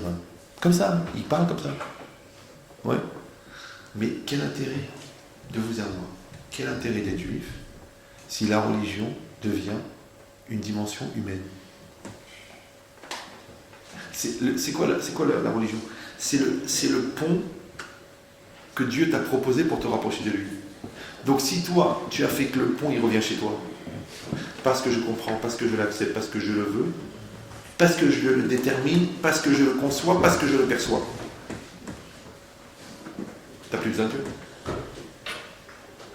Alors que là, on te dit non, Dieu, il est à l'autre bout de l'univers, et toi, t'es rien, t'es une vermine jetée. Et entre une vermine jetée et l'essentiel de l'univers, le bon Dieu t'a dit, tiens, j'ai créé un pont, ça s'appelle la mitzvah. Le gars malin, il monte sur le pont, et le brel, il dit, c'est qui sera le premier sur le pont? C'est le bon Dieu. Ah bon, je vais réfléchir. Je vais voir si un jour il est d'accord de se rabaisser à mon niveau. C'est dommage. Et cette logique, c'est quoi?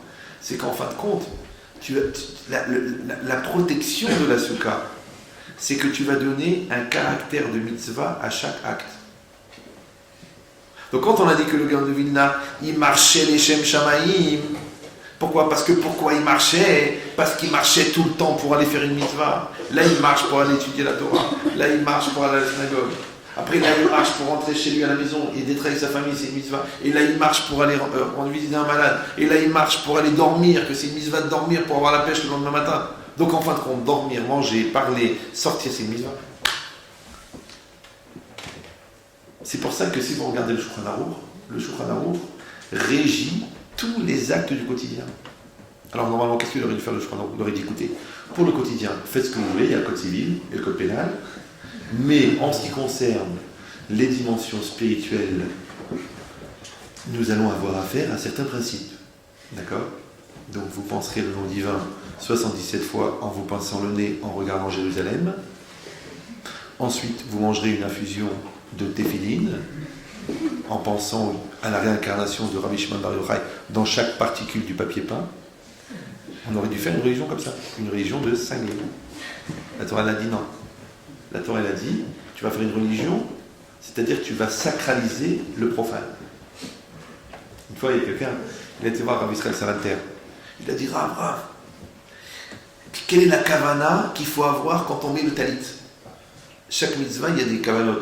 Le Harizal dit par exemple, quand on fait une tzitérim, il y avait 7 kavanot, c'est-à-dire 7 concentrations à avoir quand tu te laves les mains. Quand tu mets les tefilines, il y a, je sais pas combien, 90 kavanot. Il a dit, mais quelle kavana, quelle intention il faut avoir au moment où vous mettez le talit. C'est ce qu'il a dit. Il a dit, fais attention de ne pas mettre le tzitzit dans l'œil du mec à côté.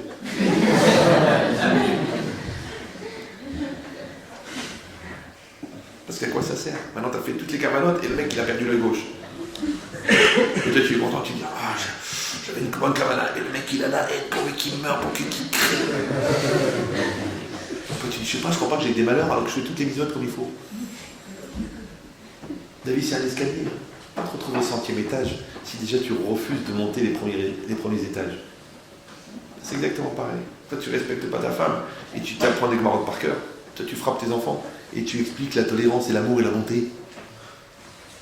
Va vérifier chez lui d'abord comment il est. Avant de voir comment il est dans les conférences, va voir chez lui. Si c'est pourri chez lui, laisse tomber. Tu peux sauter par la fenêtre, t'enfuir. Saute du train en marche. Ouais. Donc c'est quoi l'idée? C'est marqué ici. Qu'en fin de compte, étant donné que dans la soukha, c'est une mitzvah, on a dit, c'est une mitzvah de manger, c'est une mitzvah de s'asseoir, c'est une mitzvah d'étudier, c'est une mitzvah de dormir. Qu'est-ce que tu vas faire? Tu vas faire une mitzvah en dormant.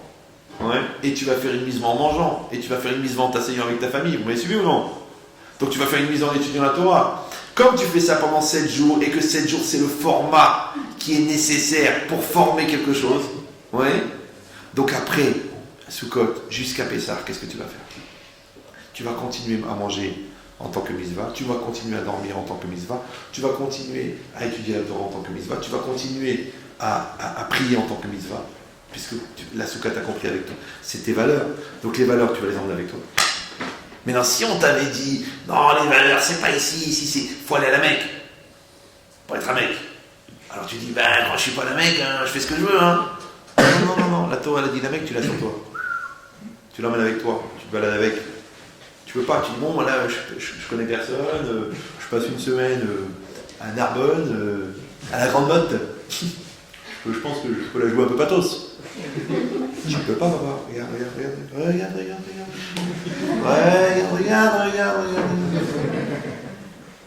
Et bien là-bas, à la Grande Motte, jeté tout seul devant la porte du casino, au moment où tu veux rentrer, il y en a un qui va arriver. David, je te présente. Christine, je te présente. On est à y venir ensemble. David, alors, qu'est-ce que tu fais à la Grande Motte? Tu dis, bien, je suis là avec ma maîtresse pour aller au casino. Tu vas pas lui dire ça. Alors tu lui dis, bah, j'ai raté le train et je passe Shabbat ici tout seul. T'as compris? Là où tu vas être, tes valeurs, elles vont te rattraper. Donc le gars qui est malin, au lieu d'être rattrapé par ses valeurs, il va dans ses valeurs. Vous suivez ou non? Au lieu d'attendre le divorce pour commencer à réfléchir c'est quoi un couple, ben travaille ton couple. Au lieu d'attendre le cancer pour réfléchir c'est quoi le Shabbat, fais Shabbat. Au lieu d'attendre de trouver des seringues en dessous du lit de ton fils pour savoir c'est quoi l'éducation, éduque ton fils. T'arrives pas, c'est trop compliqué, c'est des livres en hébreu, lis des livres en français, je sais pas, lis François Dolto, n'importe quoi, vas-y, fais des cherche, déjà coste la tête. Oh non, c'est pas évident, j'ai pas la tête, voilà. Ah ben, la tendresse que tu ne lui as pas donnée naturellement, il l'a cherchée artificiellement. C'est logique. Donc c'est exactement pareil. Donc quand la Torah elle a dit, maintenant vous avez compris que ce temps qu'on va passer dans la soukha, et que c'est ça, c'est pour ça que... Bon, je laisse tomber la suite parce qu'il y a encore trop. Ouais, et c'était ça, mais ça Martha Becha Gecha. Quand on a dit pourquoi spécialement dans la fête de Sukkot, on a donné une mitzvah de se réjouir, alors qu'il y a une mitzvah de se réjouir de toute façon dans toutes les autres fêtes, dans Pessah et Shavuot. Pourquoi spécialement Vessa Martha Becha Gecha? Parce qu'on a dit en fin de compte que c'est quoi la joie? La joie, c'est la satisfaction d'être. D'accord? Et que la vraie joie, elle vient justement de cette distance que tu as pris avec la vérote, avec le mal et tout ça, et le fait que tu as trouvé les vraies valeurs et que tu es assis dans cette soukha. Maintenant, si soukha, c'est synonyme de joie, c'est parce que soukha, c'est synonyme de shalom. Et shalom, c'est quoi? C'est d'être entier. Ouais. Parce que shalom, c'est shalem. Shalem, c'est entier.